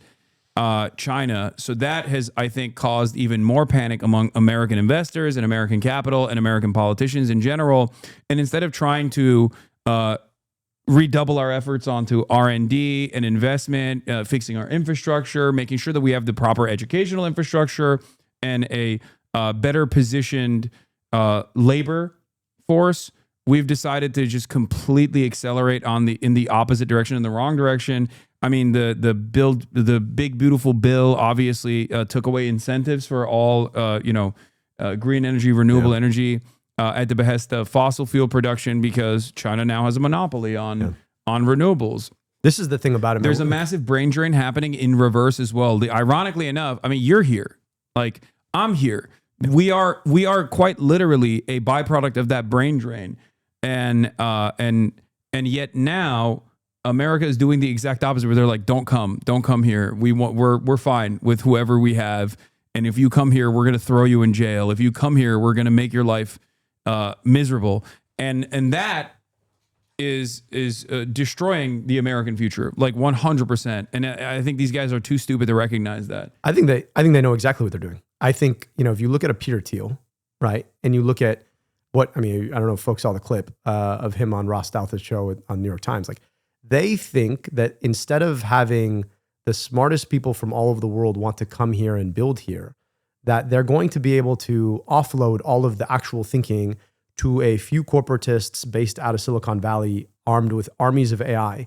And to your point, right, like, there's a choice that we have to make. We should have made it like 5-10 years ago about what kind of future we actually want in America. Like what you described of this, like this libertarian techno autocracy, that is a possible end outcome. I'm like, if you think about dislocating labor, especially middle income and high income labor, you're now talking about like this new sort of kind of serfdom that they're all envisioning.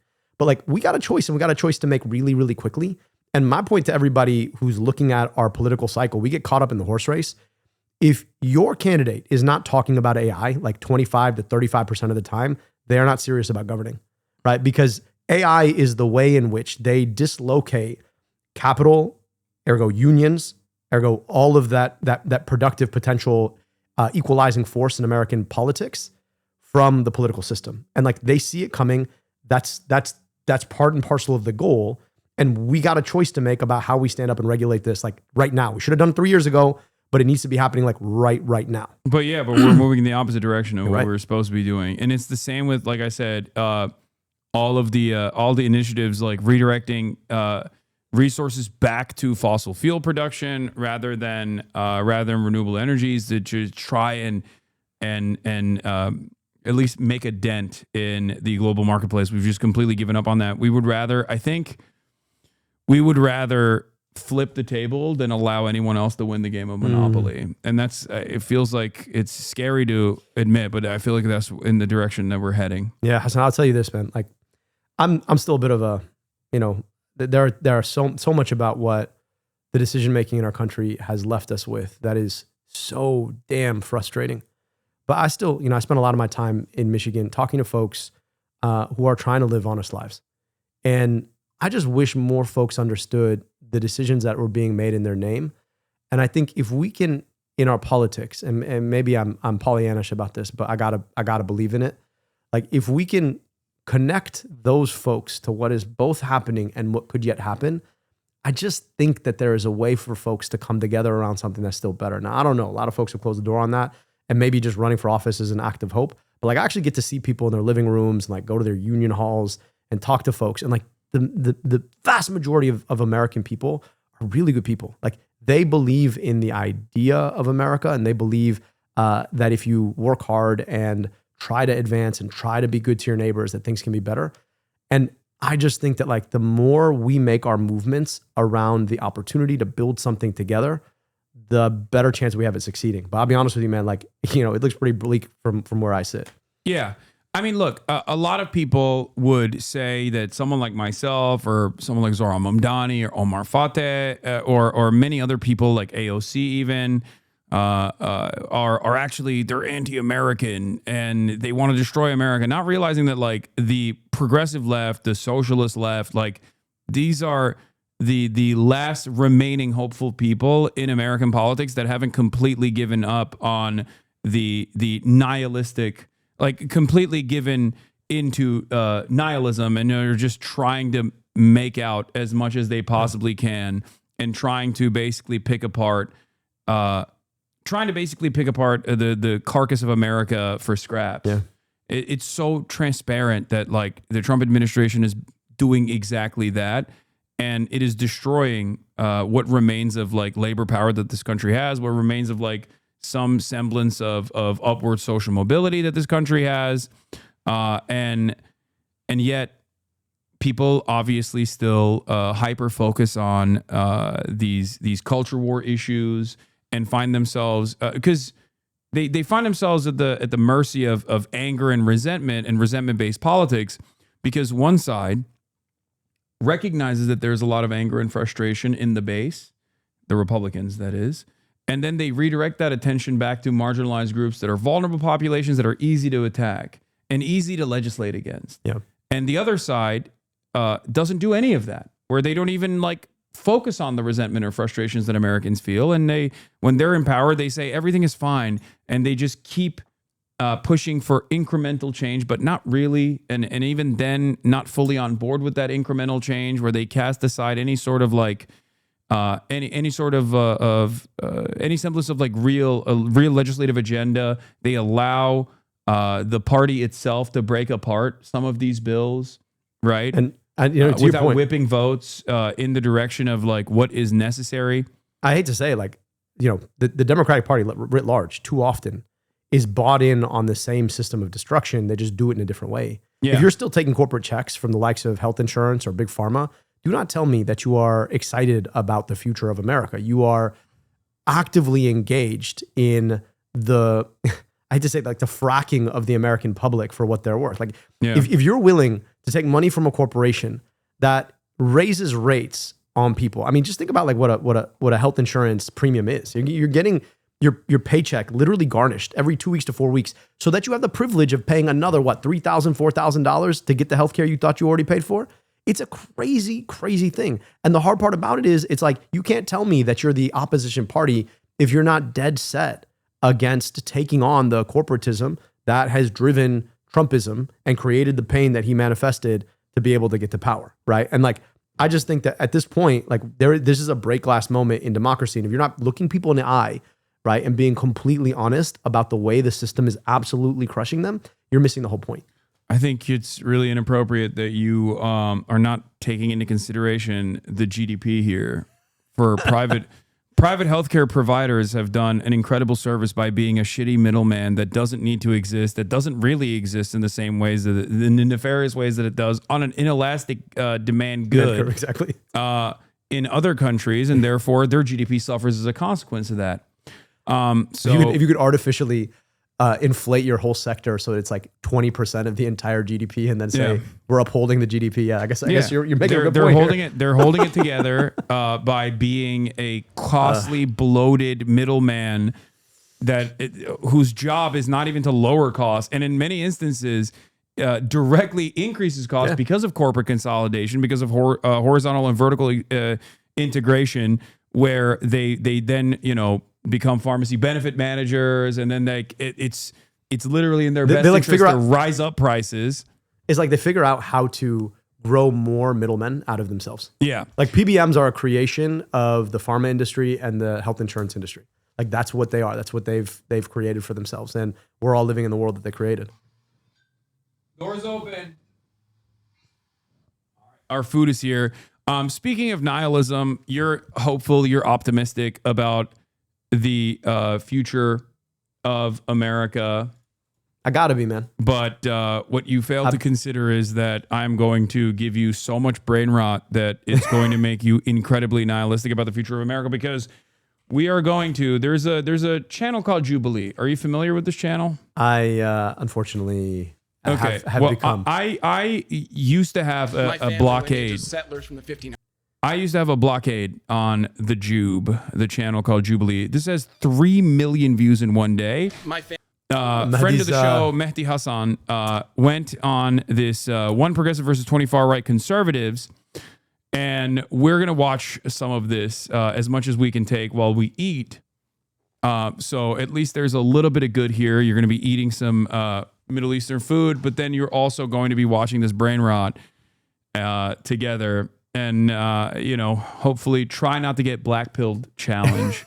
I feel like if this is brain rot material, it's like the best version. I'm not going to lie. Mehdi always raises the bar for all of us. So I know, but they got 20 folks who are trying to bring the bar way down. So the bar is low. And I was talking to him earlier, and he's like, he said something along the lines of like, if this is America's political future, this is a disaster. He said it's a freak show. And he's right. It is a freak show. I have long talked about how the American political youth on the right have become completely and utterly removed from like whatever the old conservative methods were, where they are just actively and openly far right, openly Nazi, openly fascist. And I think this Jubilee is a little taste of that, where if you're under the age of 35 and you're like, I'm a far right conservative, like you're a fascist. And many of these guys will just say that in broad daylight. I'm going to bring the food right now. Family lineage of settlers from the 1500s. Colonialists. Yeah, colonialists. You don't look very Native American to me. I am Native American. Whites are Native Americans. What are you Sorry. talking about? You're not. Damn. What are you talking about? You're a little bit more than a far right Republican. Hey, what can I say? I think you could say I'm a fascist. Yeah, I am. Man, this is the thing that kills me. It's just like the people who accuse folks of tribalism generally appeal to tribalism themselves. And that's the crux of it all. It's like the premise of his entire argument is you don't belong here because your family originated in a different place. You shouldn't care about what happens. Ergo, I get to define everything that's relevant about this place and then debate you on the premise of what I just defined. And anytime you refute me, I'm going to go back to this idea that actually essential tribalism is really the differentiating factor that really matters at all. And I'm going to keep making that point to you. And part of me says, the funny thing about it is like, because when you speak and you say, let me refute this point, they're like, oh, but you're coming from a different tribe. So it's like, it's impossible to refute that essential argument. And it's so antithetical to everything that this country is built on. I'll blow your mind here for a second. I was raised by my father, who's an Egyptian immigrant, and my stepmom, Jackie. And so I'm ethnically 100% Egyptian, and I'm born and raised in Michigan. My brother, Osama, he is ethnically half Egyptian, ethnically half white. And his so my stepmom is a daughter of the American Revolution. They can trace their lineage back to Abigail Adams. And so, somebody like him, I mean, at some point is like, look, he's as ethnically American as this kid is, and his name is Osama.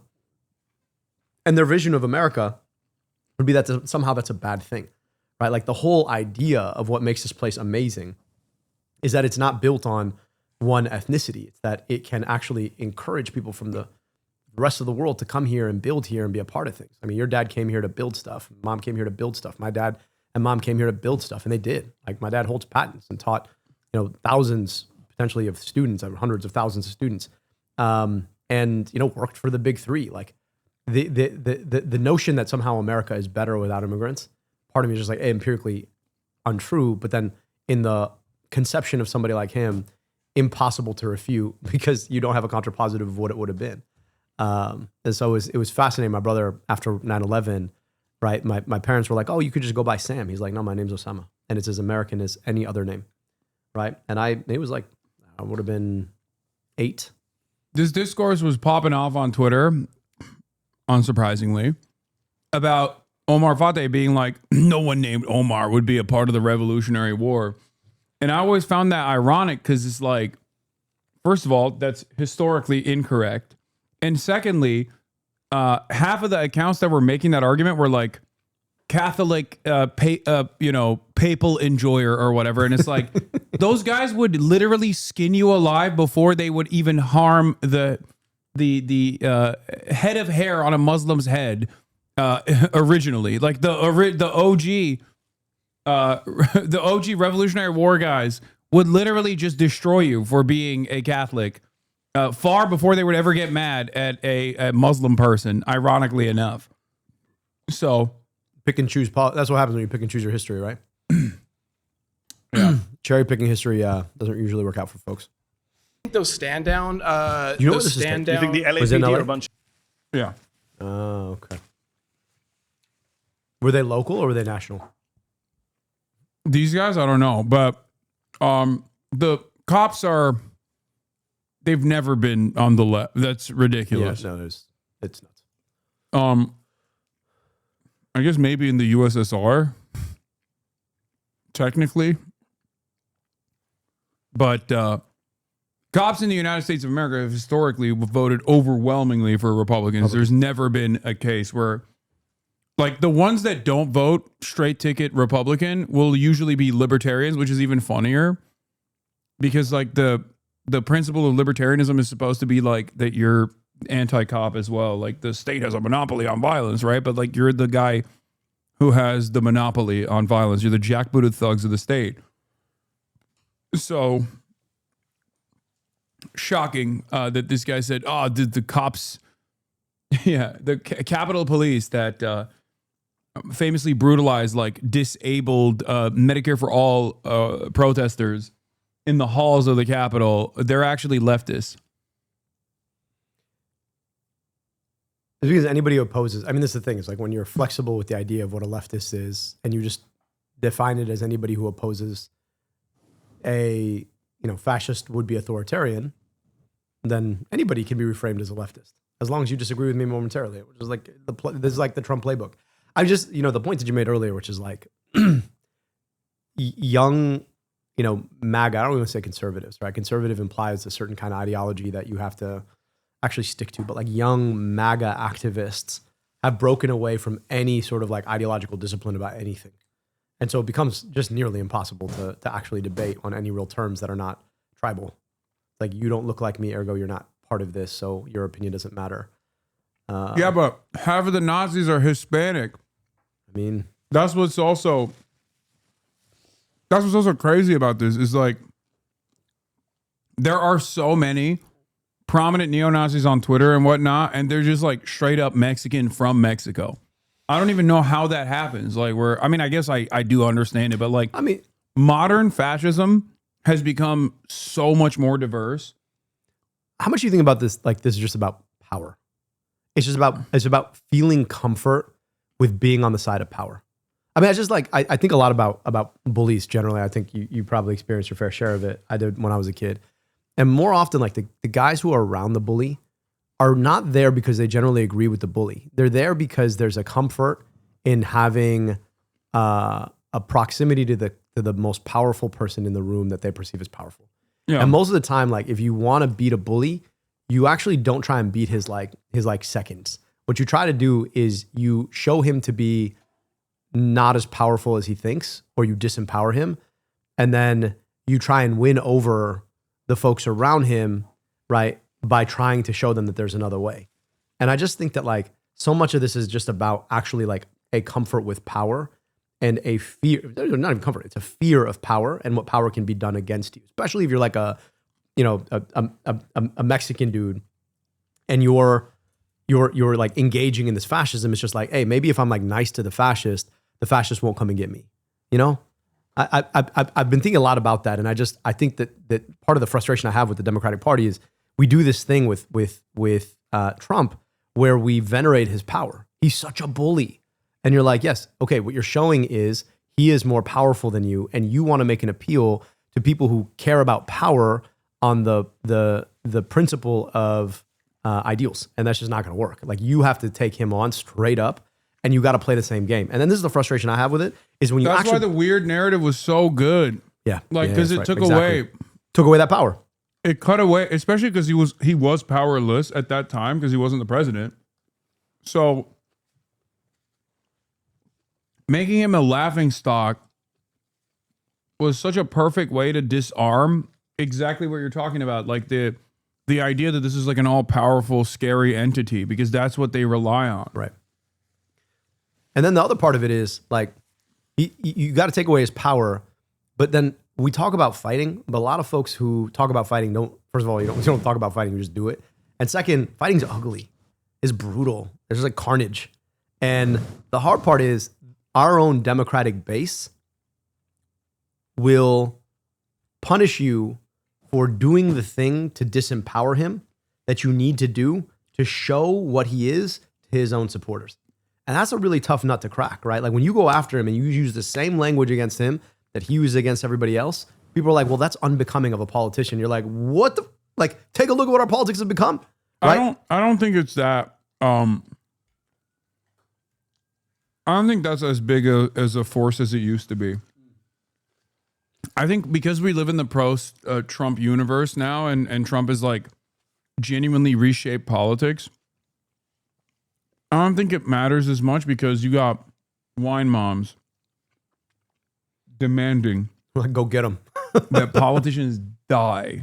Like they literally are saying, go out and get shot by ICE. I don't care what you do. You need to put an end to this. So I feel like at this point, even the base is up in arms and is very angry at the lack of response from the rest of the Democratic Party, and are demanding change and are demanding that they actually do something, anything. Yeah. I've seen so many Debras and Barbaras, just like white wine moms, demanding that people do something. Like their Democratic politicians, their Democratic representatives, like go out and fight and even put their lives on the line, like put their lives at risk. So that's where we're at now. So I don't think the vulgarity is as... I'll say it like this. It's only as important as you make it. I mean, you're running for Senate. I keep pointing to the Zoran rule because there were so many instances. I mean, he's a not very well-known guy. He's running for mayor in an incredibly crowded field with people who have much longer track records in New York politics. Okay? And he is uncompromisingly an anti-Zionist. And he spent a lot of time criticizing Israel in his activism before he went into local office and even after he was in local office. And so many people kept consistently saying, oh, he's anti-Semite, like vicious smears, lies. Oh, he's an anti-Semite. And look, you're 40. You remember a time where I suspect if you had any opinion that was remotely critical of Israel and you got branded an anti-Semite, that was a death sentence. Yeah. Whether it be in politics or even in media. Because I remember I've been doing this for 10 years now. And in that process, like it was a death sentence for my career as well if I were to like ever get branded an anti-Semite for my anti-Israel position. But Zoran showed that obviously you can still win on that front without ever compromising on those values at all, especially because like a lot of people also agree with you on this. Yeah. So I guess my point is you don't have to actually back away, and it's only as important as you make it. If you turn around and you go, oh, I'm so sorry, I hurt people's feelings or whatever, only then do you breathe fire into this. And it also showcases insincerity, in my opinion. Because like to back away from a position that you hold near and dear to, like if you're a Medicare for All guy, this is like big part of your, this is a big part of why you're running for office. It's the reason I got into politics. Yeah.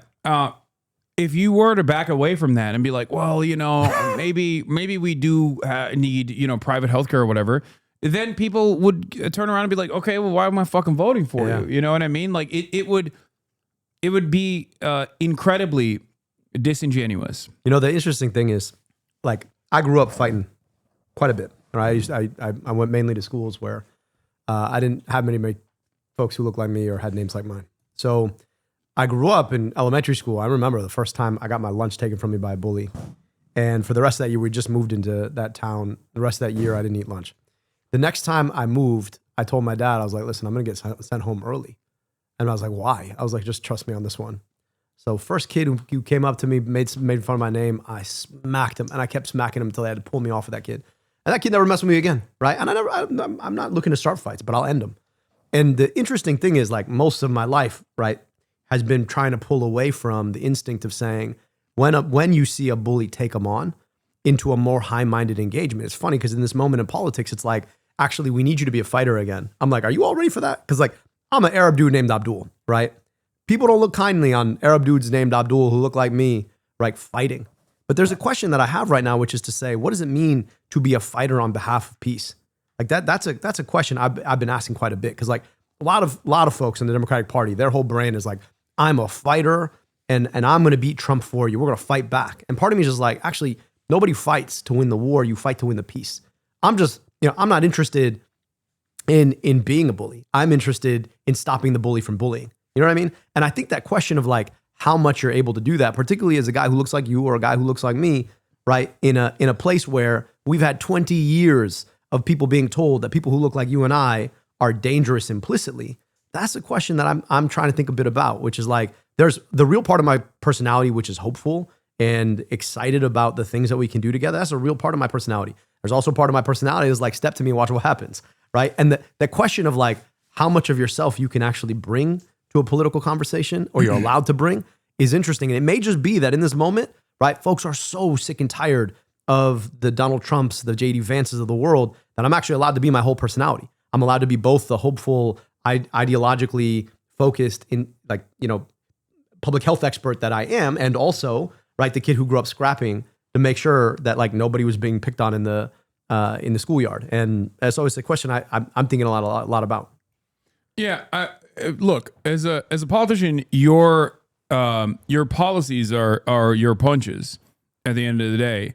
So I think that the way you present yourself, the way you carry yourself, or how hard you fight with those policies will show people who you have the best interest in mind. Yeah.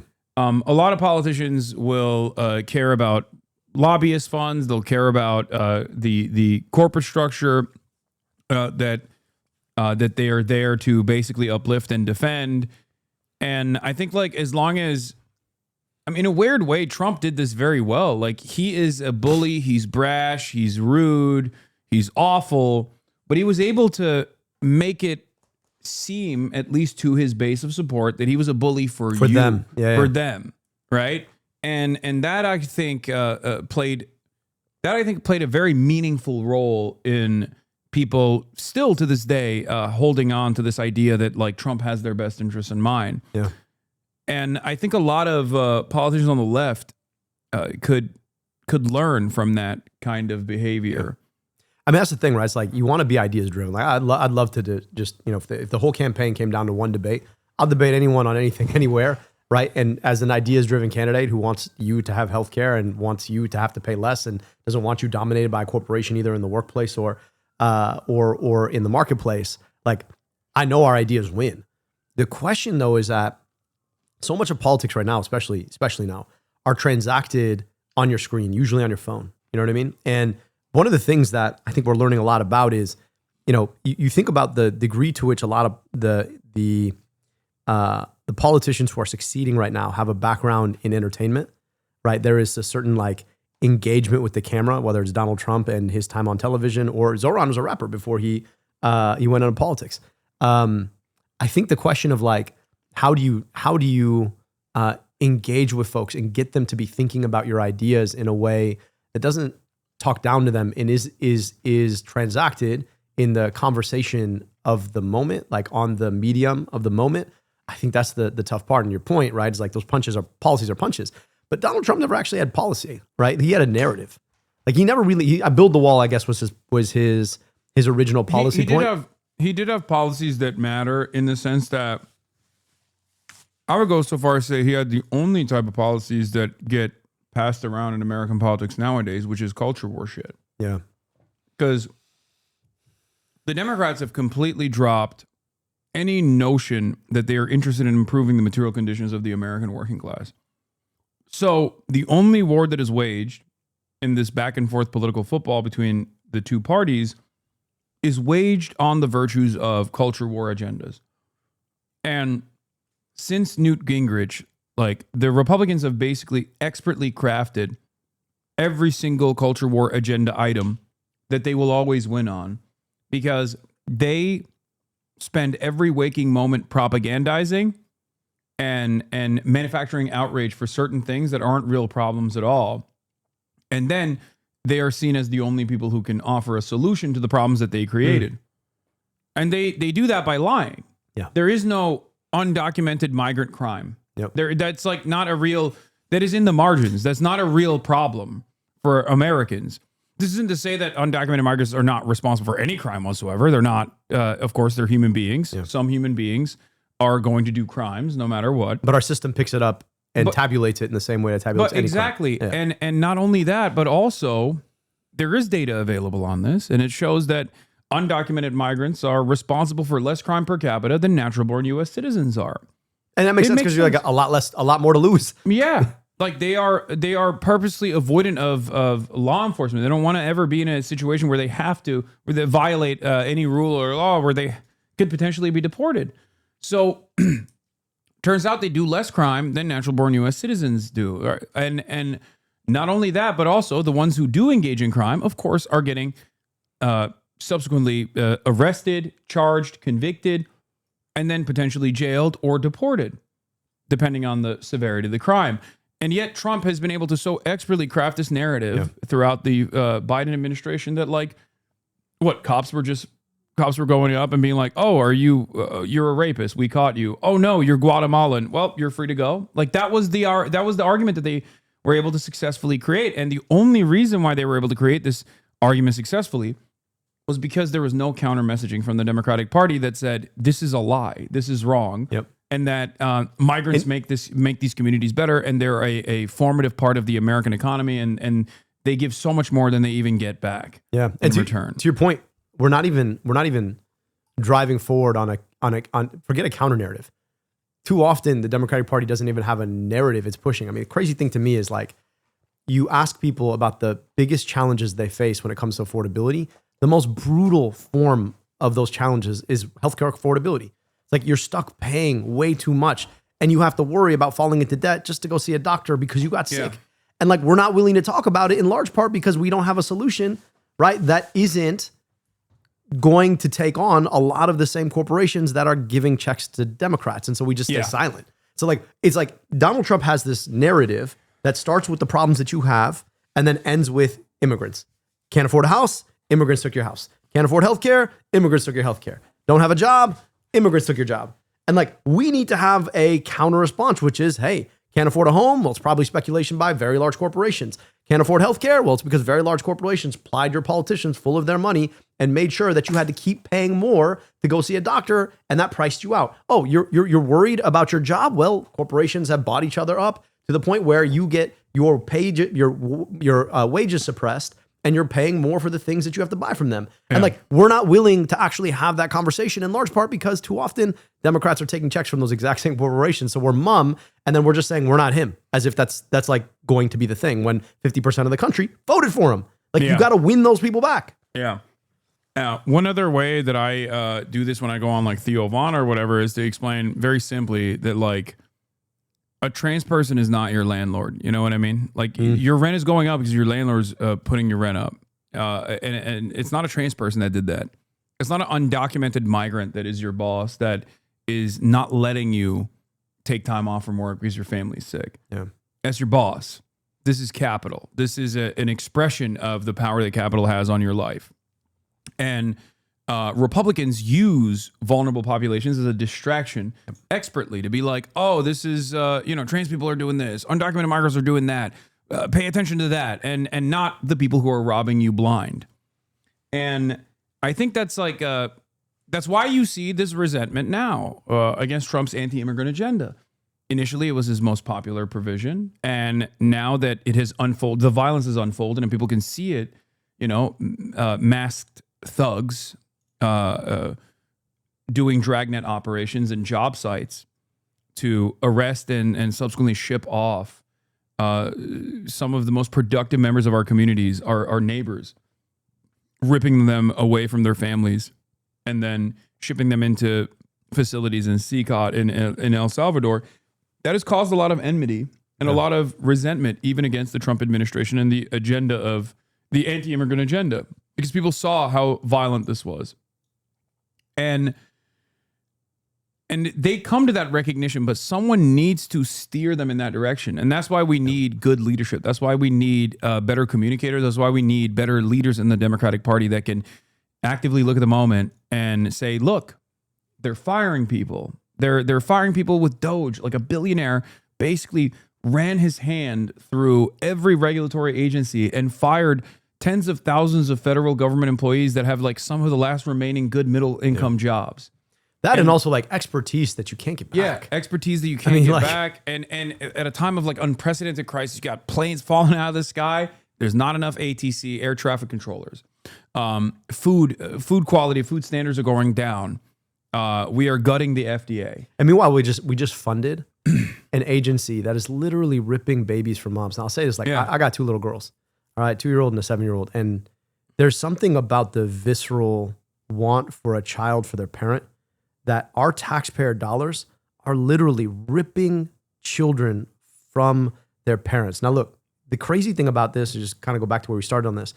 I don't know what definition of masculinity says that you can tear moms from babies, right? And these people who tell you they're so damn masculine, right? What the is taking a baby from a mom? How is that doing that in the name of our country? And the crazy thing is these kids oftentimes, they're American citizens.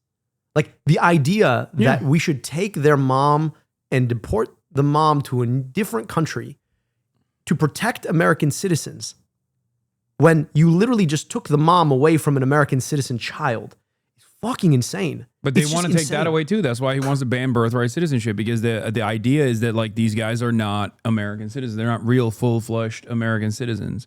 But even just to like let yourself allow that. Like, I mean, anybody who's ever felt the tug of like a child, like to let yourself do that. And take JD Vance for a second, right? Like take Donald Trump, like he's so pickled that it probably doesn't matter, right? His like essential narcissism won't let him see other people's pain. JD Vance knows better, right? I read Hillbilly Elegy. There is, to be able to write that, you have to have some empathy in your core. Nah, he's a more vicious kind of evil. I think he's just willingly killed that part of himself. No, that part of himself was like expertly crafted to basically present himself to liberals as like the white working class whisperer. I don't know, man. He has kids though, man. Like part of me just wants to be able to say, like, he has kids. You got kids, man. Imagine somebody did that to, like, literally took your kids away from their mom. The Doge thing, right? There was one of the Doge guys was like some insanely racist guy who said like, we need more Indian hate. It's not enough. Deport all Indians, right? JD Vance, his wife is Indian. His kids are Indian. JD Vance came out and defended that guy. So he is just like a perfect sociopathic charlatan, brown noser. We got our own version of that on the Democratic Party side too. But I think that kind of like soulless monster that can take up whatever shape necessary to like win is even more terrifying than like a real honest racist. And a real honest racist is still terrifying. Still pretty terrifying. Here's my question though, man. Like, is it? I mean, I just don't understand. I mean, look, I'm running for U.S. Senate. I put my life on hold. I don't have a full-time job right now.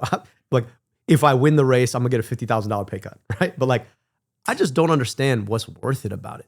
You know, I'm like, if you're not using the job to do a thing that's like meaningful for people, that you can see people and be like, oh, you're you're categorically happier now because of what I'm doing, and your life is easier, and there's more joy and meaning. Well, they make a lot of proximity. money on the side. Like they do. But like, there's better ways to make money. Like JD Vance, like JD Vance made money. He doesn't need money. I just don't understand. Power. Like, but like, to what end? Like, what the fuck is the point of having power if you're not actually making people's lives better? I really like, I actually struggle to understand that. Maybe like makes me a bad politician. But sometimes when I look at some of these people, I'm like, so you have this seat and you have a bunch of people who I guess like look at you, you get to go to a chicken dinner where the food's not even that great. I mean, we had much better chicken here today than most of the chicken dinners. And you're waiting for some MC to say your name so you could stand up and wave to the crowd and people clap for you. Like, I don't understand what the value of all this is if you're not actually making people's lives better in ways that you can see. I don't get it. Like, I truly just don't get it.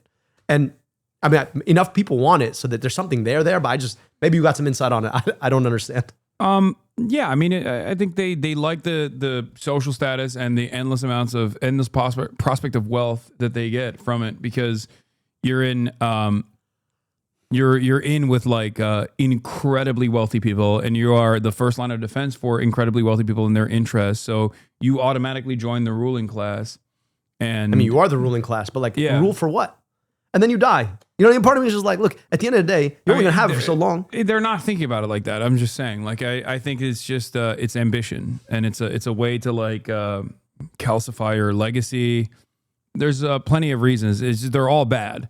None of them are for good reasons. They're not there to improve people's lives, for sure.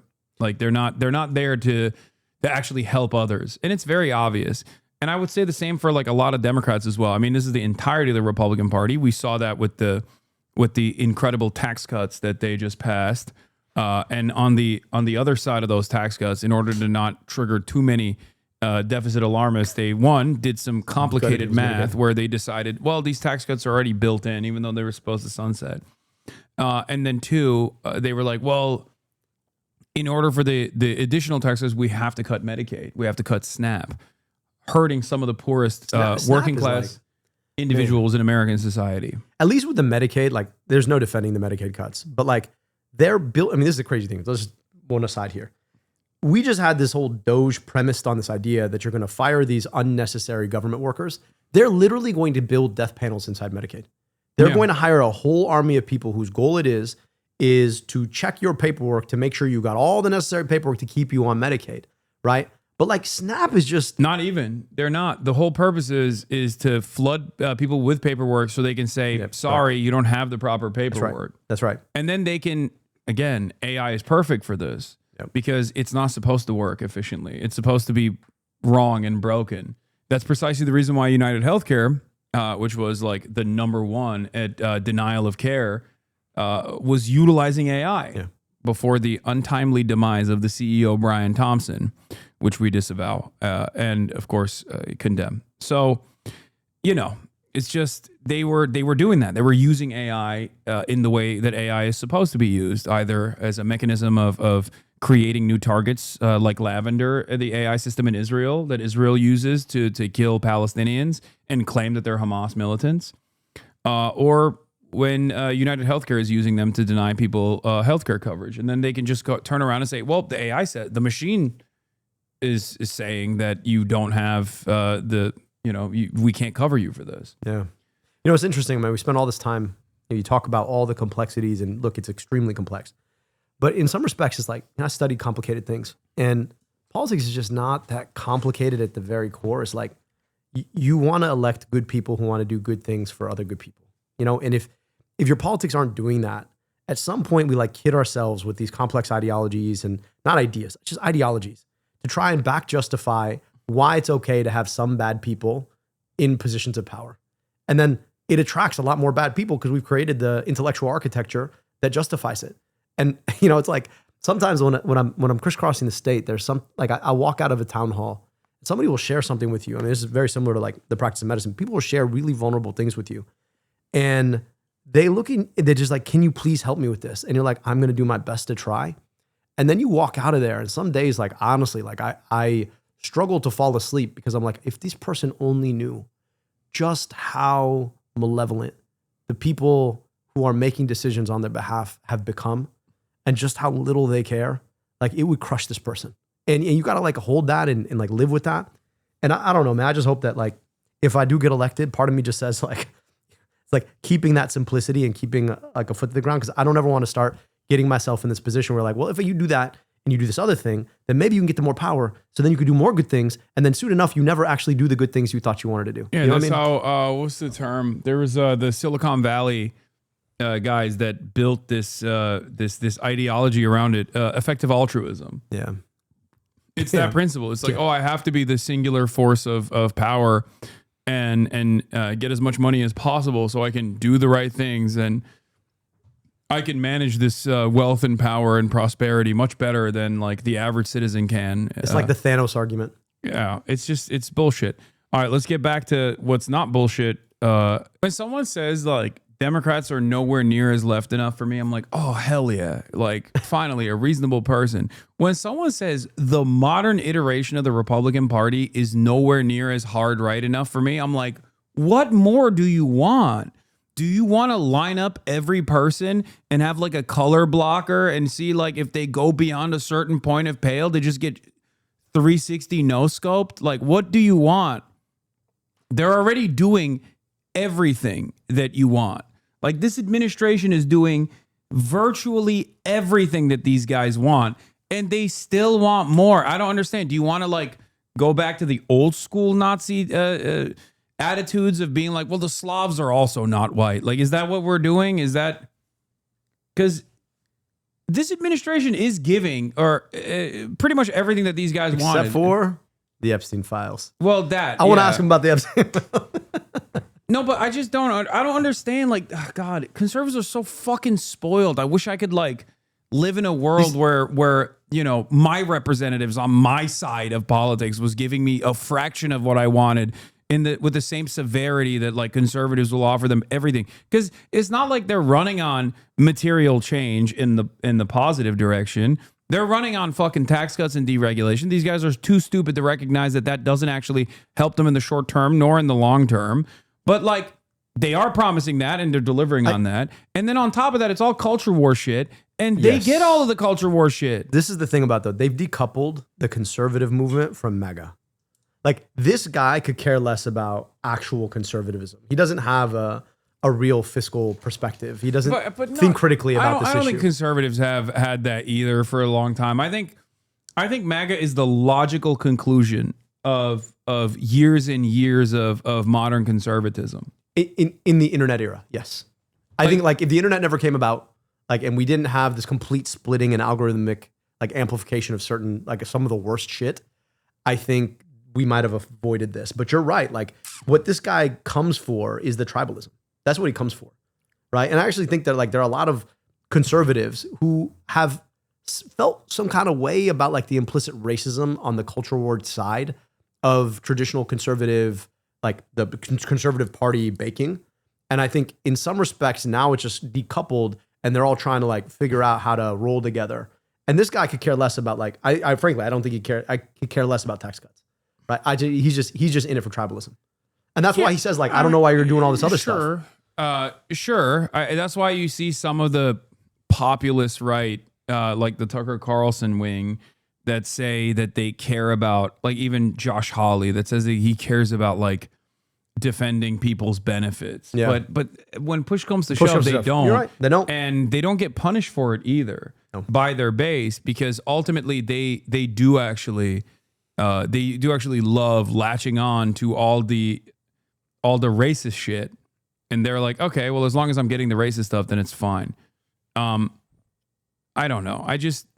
I think that this has always been at the heart of conservatism in general. And I don't mean like the Republican Party, I just mean like conservative, like reactionary politics in general revolves around this kind of notion that like there is an in-group and they must dominate the out-group. The out-group is both weak and strong at the same time. That must be brought to heel. And this is just like the logical conclusion of decades of success for the conservative movement. This is like the post-Reagan era. Yeah, this is what Gingrich had in mind. Yeah, I mean, this is the post-Reagan era of conservatism, because like that was, if the New Deal Democrats reigned supreme from FDR onwards, and then like I guess the death of that movement was finalized under the Carter administration, and then Ronald Reagan changed discourse into the right direction, where now the Democrats were following the Republicans on messaging. This is the logical conclusion to MAGA. I gotta ask you, quick macro check. What? How much chicken do you do? 12 ounces. 12 ounces. How much? What's your like protein per day? The goal? I try today. I'm not going to hit that because like I said, I'm on a severe deficit. Yeah. I mean, you've been fasting like most. Yeah, and I've been fasting as well because I've just overate a lot, and I didn't even calculate it while I was overeating. But under normal circumstances, 225 grams of protein. Yeah, it's good. But a little bit higher than that usually. Yeah, I do. I try to go like 180. I probably should be doing a little bit more. How much do you weigh? I weigh 210. Damn, you're dense. I'm very 210. very dense. Damn, At we got 20 5'8". pounds. We got 20 pounds between you and me. That's crazy. And he's like literally a whole head off taller than That's crazy. I'm 6'4". Yeah, you're brolic. Yeah, I eat like I said, I eat like 230 pounds. That's good. That's good. And I have noticed in my own body, if I don't eat enough protein, I'm more susceptible to injury. Yeah. My recovery is not as efficient. Like that, it's truly important to make sure that you hit your daily protein needs, especially if you're working out and you're active. You do fiber? Because that's the other big one. Like that's the one that most folks miss. Like, so I mean, I just had a whole salad. That's great, but that's actually really good. The key thing is, actually, I'm gonna put it out there: beans, and then psyllium husk based bread. So like I do a keto bread you actually get at Costco. Those things are packed with fiber, but like the big from like health risk standpoint, the biggest probability that you have of death is going to be either by heart attack or now, especially in young people, is colon cancer. We're seeing like a way higher increase in colon cancer. We can't really explain. And the best arguments are around fiber density. So I actually track beyond protein. I track omega-3s and fiber daily, and that fiber one is like the hardest one to hit. Okay. All right. Oh, also, how much longer do you plan on staying here? I probably got to roll in like 5 minutes. Oh, okay. Yeah. All right. Because I don't want to keep you. This guy's past got the like point. incredible stamina, man. Yeah, I'm gonna keep going. Of course. I feel like you've been. I mean, so you had your first vacation what, years? Yeah. Well, how'd that feel, man? Like you wake up and like, how do you feel your day? I mean, I feel it like wasn't even a vacation; it was a weekend. Fair. I mean, it was like, ironically enough, because I've never even taken a weekend off in years. I literally have not taken 3 days in a row off, with the exception of being banned. Wow. I got banned for some comments about American foreign policy, and then got banned again for calling someone a cracker.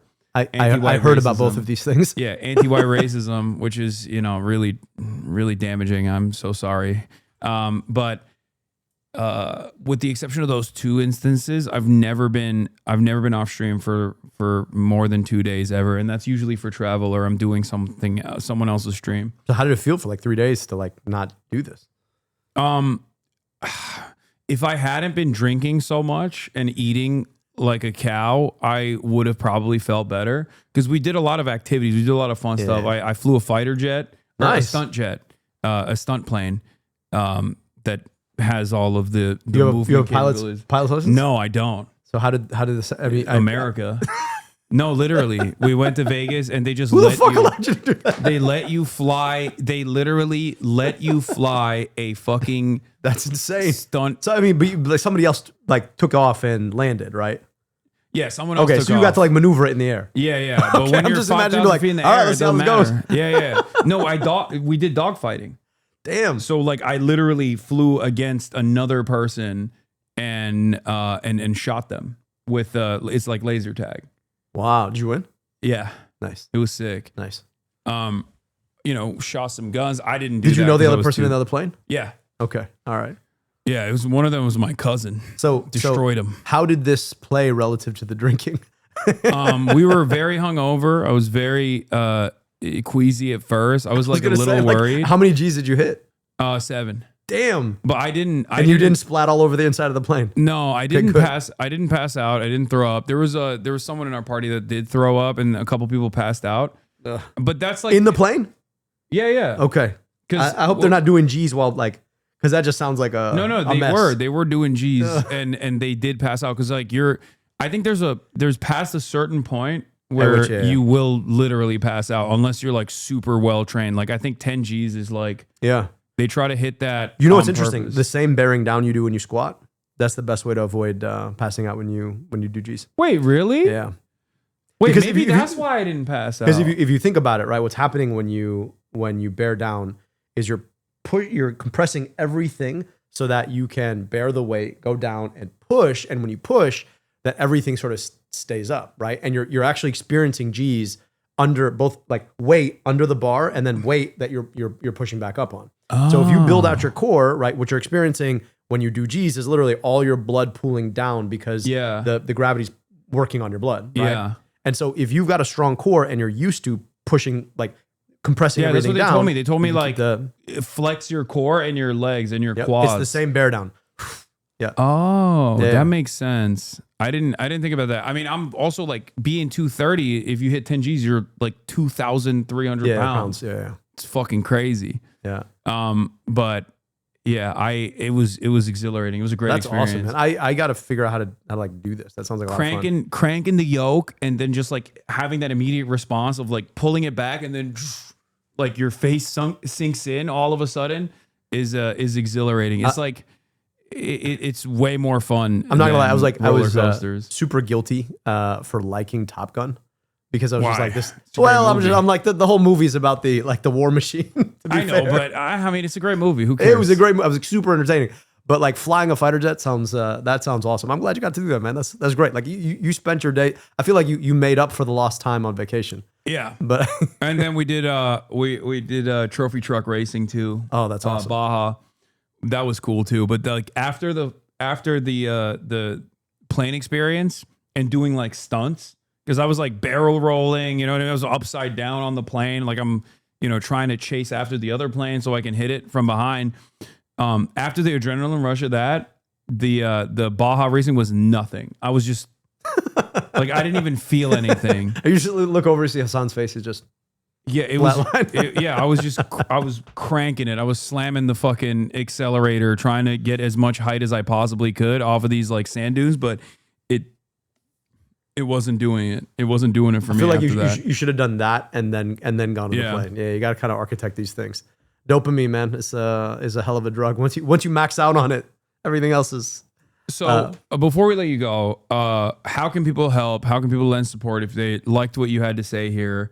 And what are you looking from? Like, what are you in need of right now? Yeah, so I'm in a competitive primary. It's going to be a long race. The election in the general election is November of 2026, and the primary is August of 2026. But we're building a movement. So I hope folks will do a couple things for me. First, go follow us on socials, right? At ABDUL, I'll say it on TikTok, on unfortunately X, on Instagram. I hope that if you like what I'm sharing, that you'll promote us, and then go to ABDULforSenate.com. I don't take corporate money. I never have. I'm the only Democrat in this. I'm only candidate in this race who never has, and yet we fundraise in the top 10 of all campaigns in the last quarter, Democrat or Republican, because we do this the old-fashioned way. So, folks want to chip us off $5, $10, something a little bit more.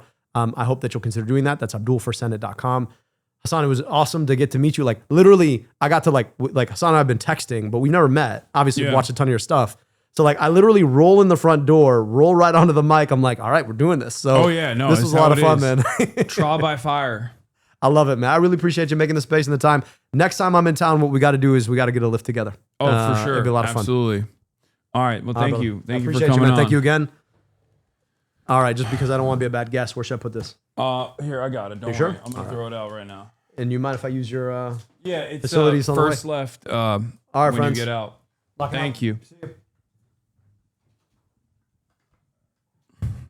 All right, ladies and gentlemen, that was Abdul for Senate, Abdul El Sayed, and hold on, let me fix this.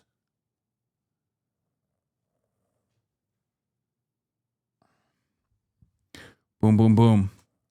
Okay, we are going to continue on with the hellish nightmare of Jubilee now. Yes, a lot of J6ers literally were arrested for other charges. a suspicious amount related to CSAM. Isn't that wild? Is that not wild? It's wild to me. Pardon January 6th rioter on run from solicitation of minor charge arrested. Texas authorities arrest Andrew Take in connection with charges filed before the U.S. Capitol attack. There are a bunch of stories like this. But when you think about it, I guess like, you know, getting arrested for storming the Capitol is like almost self-selecting. Here's another one. January 6th defendant killed by police days after Trump pardon. Indiana man who was pardoned by U.S. President Donald Trump over the U.S. Capitol riot was killed by police during a traffic stop days later. Matthew Huddle, 42, was shot and killed on Sunday when police pulled up his vehicle over and he allegedly resisted and ended up in an altercation with an officer. It remains unclear what he was being arrested for. Police added that Huddle had a firearm in his possession during the traffic stop.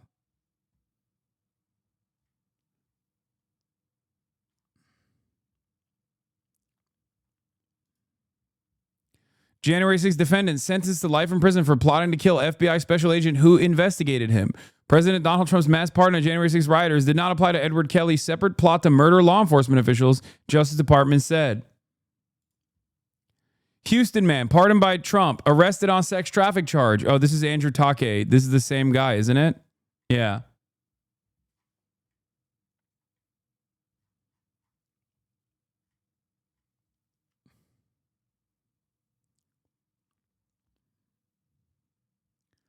It's like, if you're going to be a pedophile, you know, move in silence, right? Like, not giving any tips to pedophiles here, but like, pick a struggle, you know?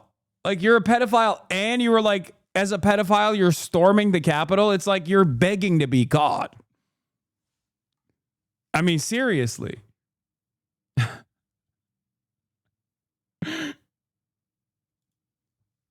Alleged U.S. Capitol rioter who heckled police for protecting pedophiles served jail time for statutory rape of 14-year-old girl.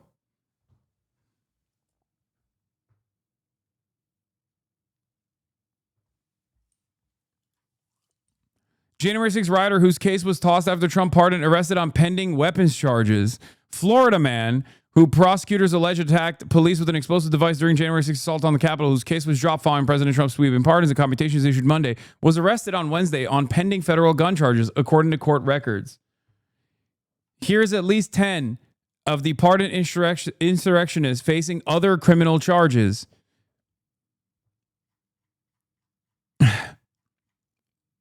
Emily Hernandez pleaded guilty in entering and remaining in a building in restricted grounds after Trump's pardon. She was sentenced to 10 years in prison for causing a drunk driving accident in 2022 that killed one person and injured another.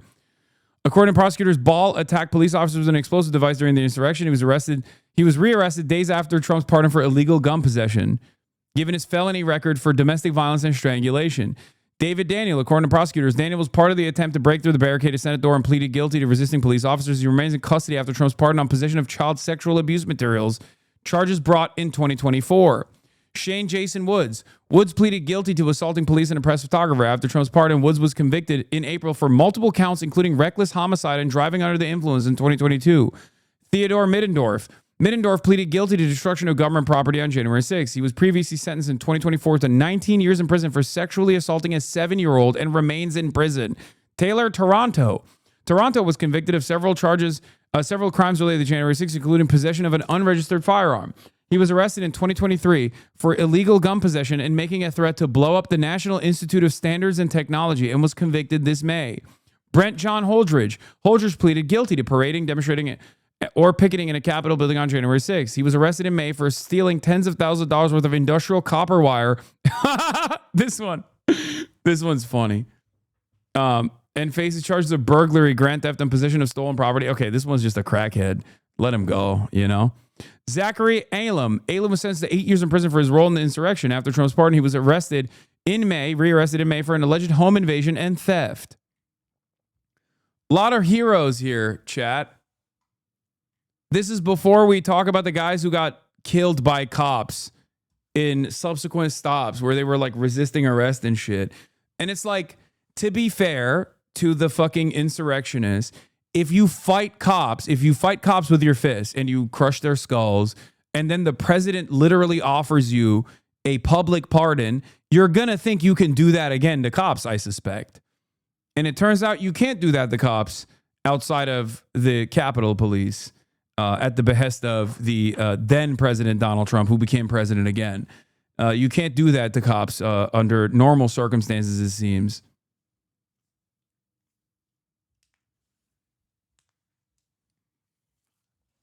I don't know why you're making fun of these upstanding, possibly white Native American heroes. True.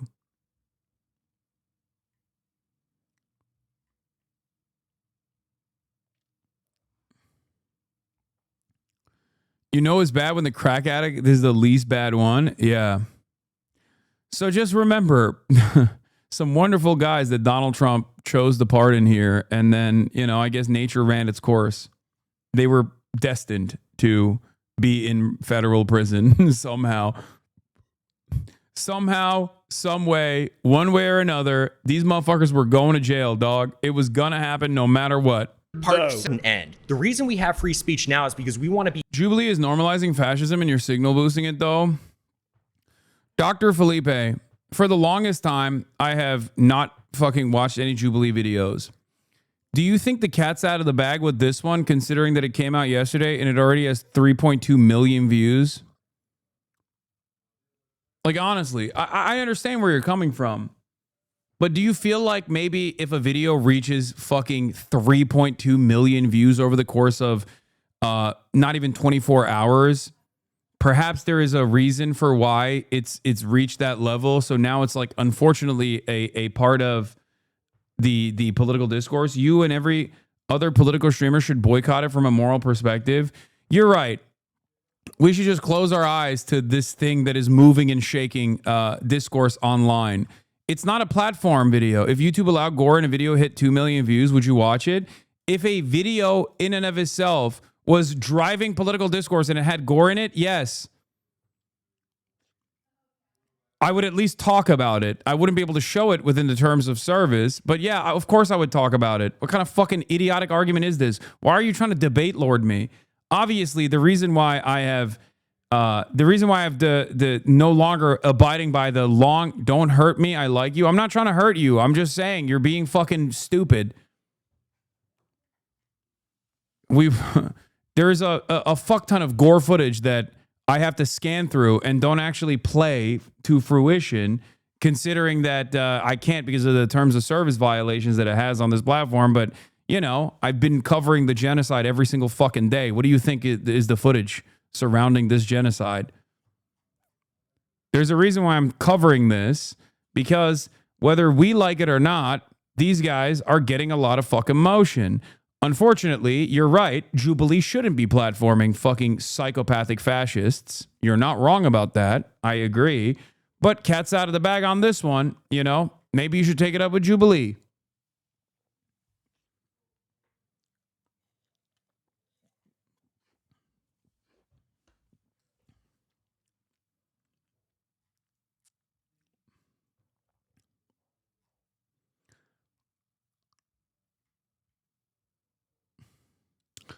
Jubilee and Nelk doing the same shit. Nihilistic content farming of both sides for clout. Social media was a mistake. I am shamelessly going into the chat of streamers I know to ask for a raise when they're done. I'm going to do my third stream at Donkey Kong Bonanza. Not listening since I'm streaming. I'm going for another couple hours or so. I'm going to literally block. I'm going to ban you. No, I'm kidding. Be openly talking about our opinions so we can get the state that we want. But it doesn't mean upholding free speech. I like that it's like, you can see why the Department of Education was the first target. It's never been easier to understand the rise of Nazism in 1930s Germany. I'm a fascist. Conservatives start clapping. I watched the video and I feel two things. Feel much better about myself and my intelligence. Terrified for the future of this country. They're not even here to argue a point. They're just excited to finally have an opportunity to verbally spew hate at a brown guy without repercussion. This episode feels like the beginning of something really bad. 5 years ago, these people wouldn't admit that they were bigoted. Now they own it. At least the YouTube comments are fucking shocked. After we win. What is your connection to the piece of paper? That your drunk rapist grandparents came here? Like what? At some point? I don't get it. So I want to say, like, if I don't care about it, why do you care about it so much? Also, you said you're a Christian. What kind of connection do you have to a piece of parchment before paper even fucking existed? You know what I mean? What was it, papyrus? Like, what are you? You just said you're a Christian. What? How is any of this like a appropriate argument? He's like, you care about a piece of paper that's 250 years old. Well, I care about a piece of paper that's thousands of years old. Cool. Oh, fun fact, linen. Okay. The Constitution is written on animal skin. Not a fascist, but doesn't care about the Constitution. I mean, I don't really give a fuck about the Constitution either, if we're being real. I mean, it's supposed to be amended, and there's definitely some tweaks that you need to make, okay? But I think the reason why he doesn't care about it and I don't care about it are entirely separate, where I want to make people's lives better. These guys seemingly, what, your new pet? I've got a great take for you. How does it feel knowing that the Department of Justice classified you as a terrorist, domestic terrorist, on live television in conference with the president on June 7th across all media platforms? You were on CNN and Fox News. How is that not your entire personality right now? Piker, Piker, Piker, read the message, Piker, read the messages, Piker, read the like, this is the type of guy who luckily did not kill himself while I was gone for 3 days. But this is exactly who I'm talking about when I say like some of these dudes will literally die if they weren't able to do this, you know?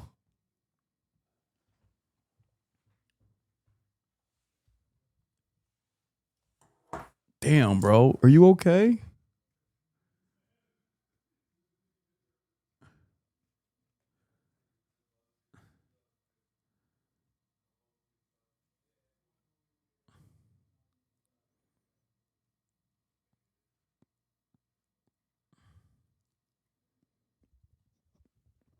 Yeah. Isn't this most likely a little kid? Yeah. And their parents probably lost Medicaid and SNAP benefits in the next 2 years. And that kind of financial hardship is most likely going to destroy the already shitty relationship that they have because they produced a crack baby. And then they're never going to tell him that this is the reason, but a big part of the reason why they will divorce inevitably, if they haven't already done so, is because of the crack child that they put on this planet.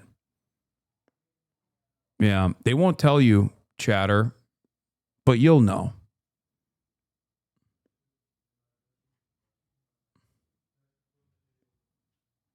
Billions of dollars to minorities and immigrants. Okay, her parents came here as immigrants. She was born here. When Republicans talk about the strain that immigrants put on the American economy, they're lying. But the way that they lie is literally her. They point to her and people like myself and many others who are the children of non-citizens, who are natural born citizens, who do have access to some of the limited social safety nets, like and you know, public education and things like that. They add that to the calculation to make it seem as though immigrants are actually costing the American social safety nets this much. They're not talking about immigrants. They're talking about American citizens, just born to parents that are immigrants. We can't Nothing even to get do with businesses. migrants. In fact, the we congressional... can't even start businesses. Yeah, the thing that is I guess like kind of wrong, or the thing that like causes me some gripe with Matthew is, and his argument is like, he's not addressing the anger that these people have. This is the problem. And their anger is directed in the wrong direction, but there is some underlying truth behind the reason why they talk about economic instability. This is a major issue with liberalism. To say, well, the GDP looks good, the economy looks good, the American economy, the American economic engine is in full tilt, baby. Like, that kind of stuff doesn't actually address the real issues that people are experiencing. That's the problem. That's why I keep saying like, oh, I don't know about this argument. I don't know about that argument. Because like the appropriate way to look at this is to say, yeah, you're frustrated, but you're blaming the wrong guy. You're frustrated, but someone who is responsible for the economic uncertainties that you are experiencing has also told you that the reason why you're feeling angry is because of Mexicans. That's not the case. It's because of Trump, and it's because of the Democratic Party as well. It's because of the Republicans, because of the Democrats in charge. They are not addressing your needs. Okay? And I totally understand that. But we can't come to a reasonable conclusion here if you keep repeating over and over again that it's actually Mexicans that are responsible for the fucking housing shortage. You know what I mean? It's just fucking stupid. The debate points you mentioned earlier were the right way to approach this.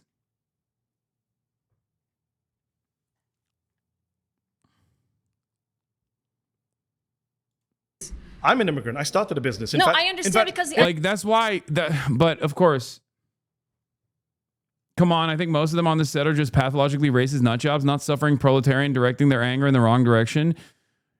You're not wrong, but you're not talking to them. You're talking to their fan base, and their fan base is filled to the brim with angry racist people that are proletarian and redirecting their anger and frustration in the wrong direction.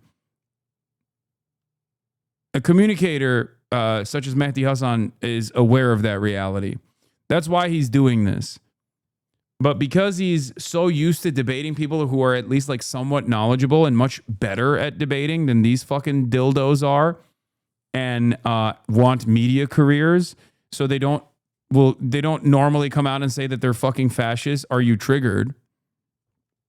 That he's so hyper focused on immediately tackling the argument that is being presented to him, and not tackling the actual reasoning behind the frustration that like people in their fan bases and people who tune in from their fan bases experience.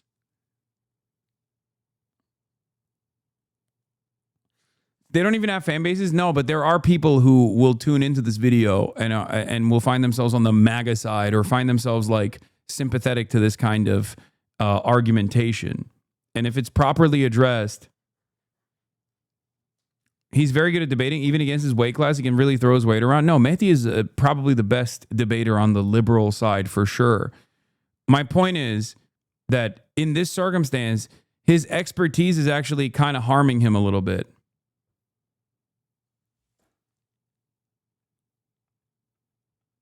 I think the POV Mehdi's coming from is that this girl has a problem that immigrants are taking the jobs, and he's saying, look, I'm an immigrant and I'm creating jobs for you morons to make her understand. No, I know, but I don't think that's a good enough counter.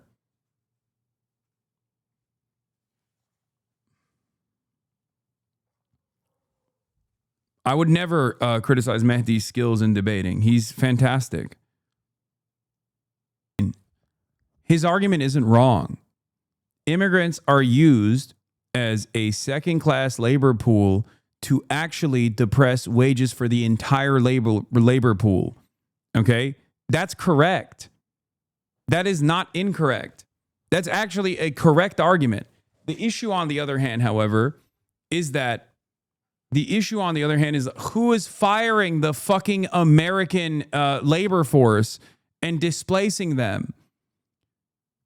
Refocus your enmity towards those people. And also, on top of that, understand that if the guys that were coming in had wage parity, then it would not be a depressive force on the existing labor pool's wages. Just like unionization actually draws up wages for the rest of the sector, okay?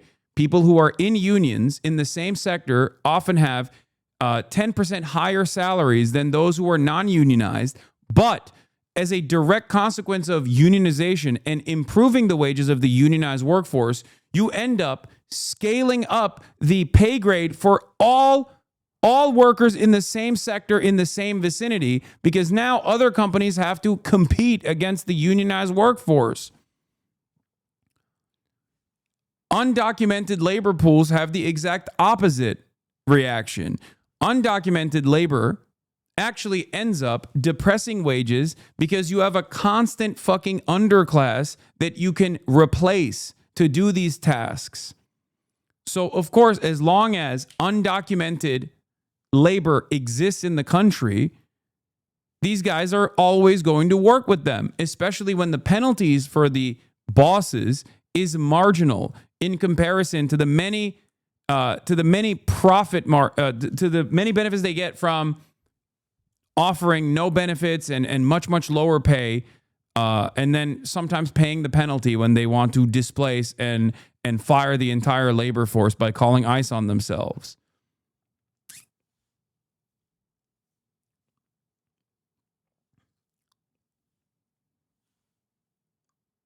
That's the issue. It serves nobody any purpose to say, well, Mexicans are going to do the jobs you don't want to do. I think that is a almost supremacist argument that people make. There is truth to it, but the reality is the appropriate thing to do to increase wages across all sectors is to document the undocumented labor force and allow them to join unions and make better demands for higher wages and higher benefits and better compensation overall so that all wages can go up.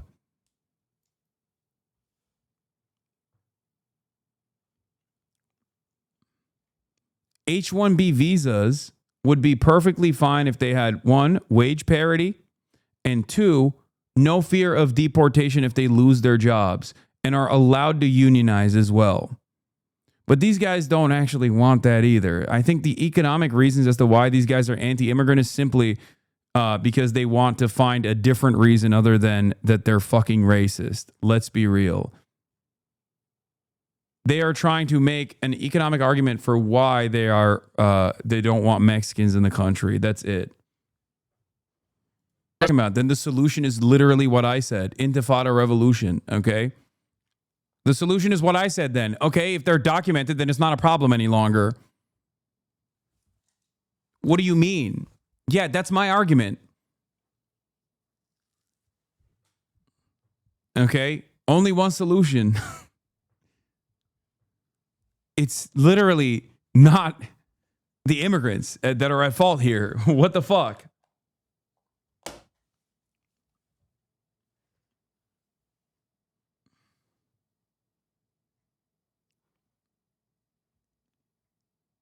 You had one with your one study that had a 0.5% impact. Go. Can you explain it fully? I think I and most of chat don't get it.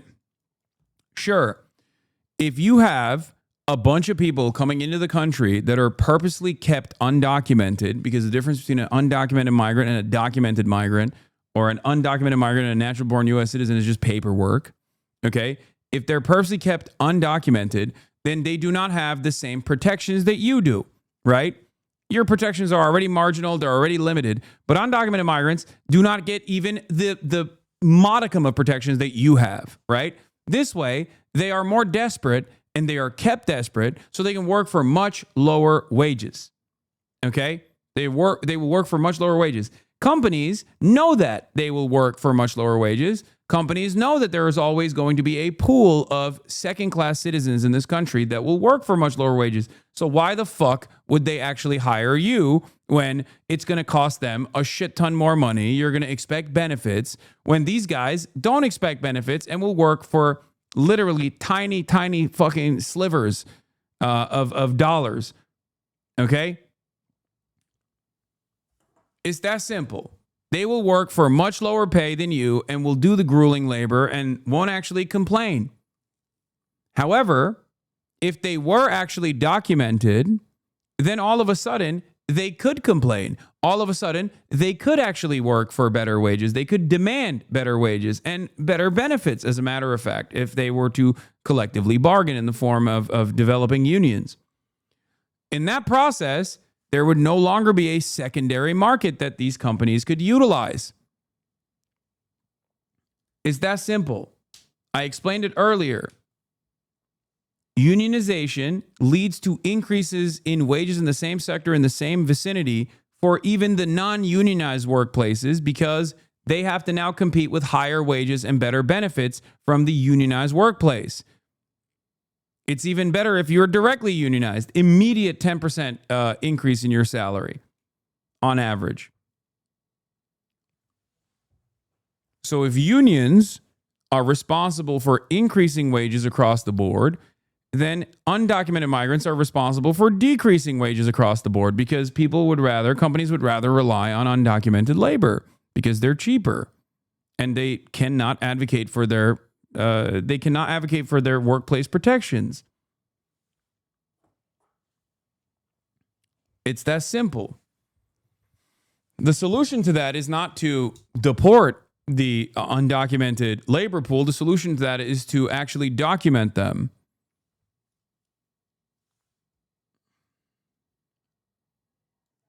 Okay.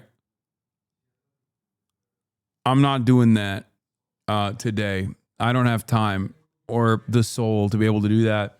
We're going to pocket this part for tomorrow because I've been live for 9 hours and 30 minutes. What a way to come back. Although it says I've been live for 6 hours and 48, I've actually been live for 9 hours because I've been live since 11 a.m.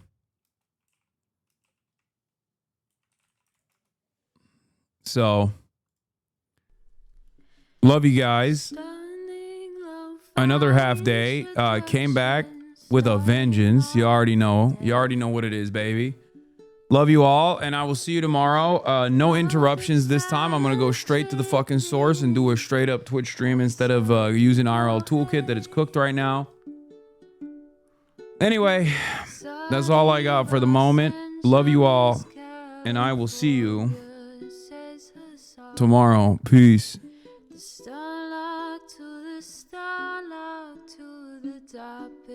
Just begun.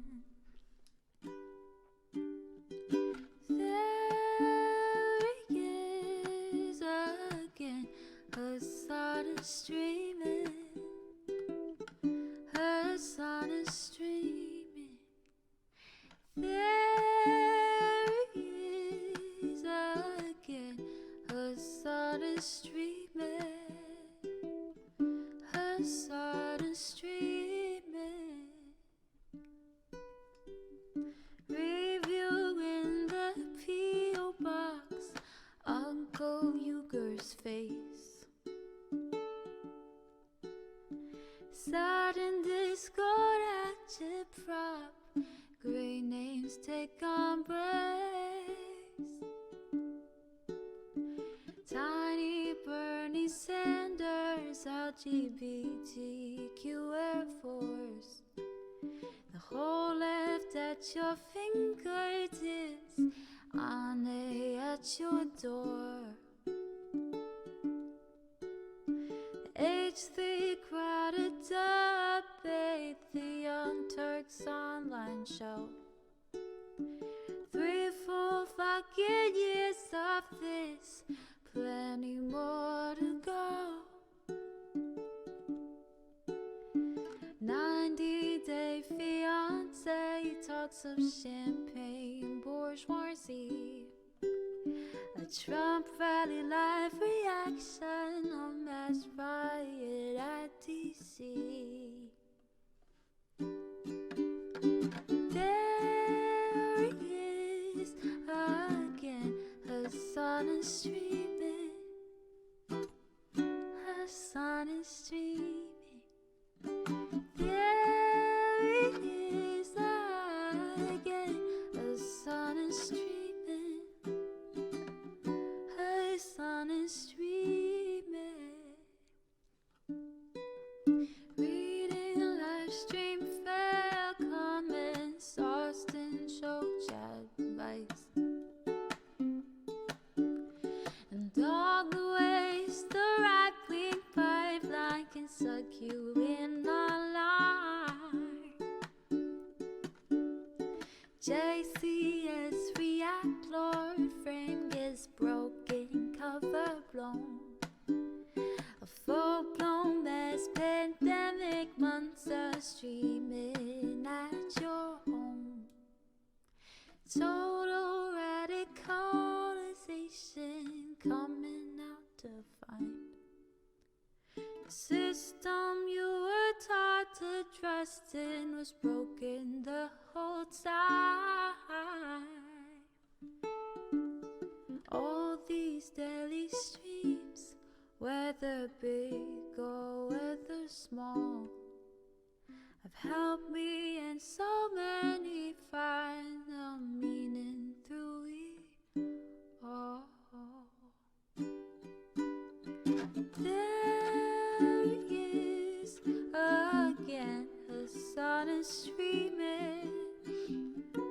sun is streaming. There he is again. The sun is streaming. The sun is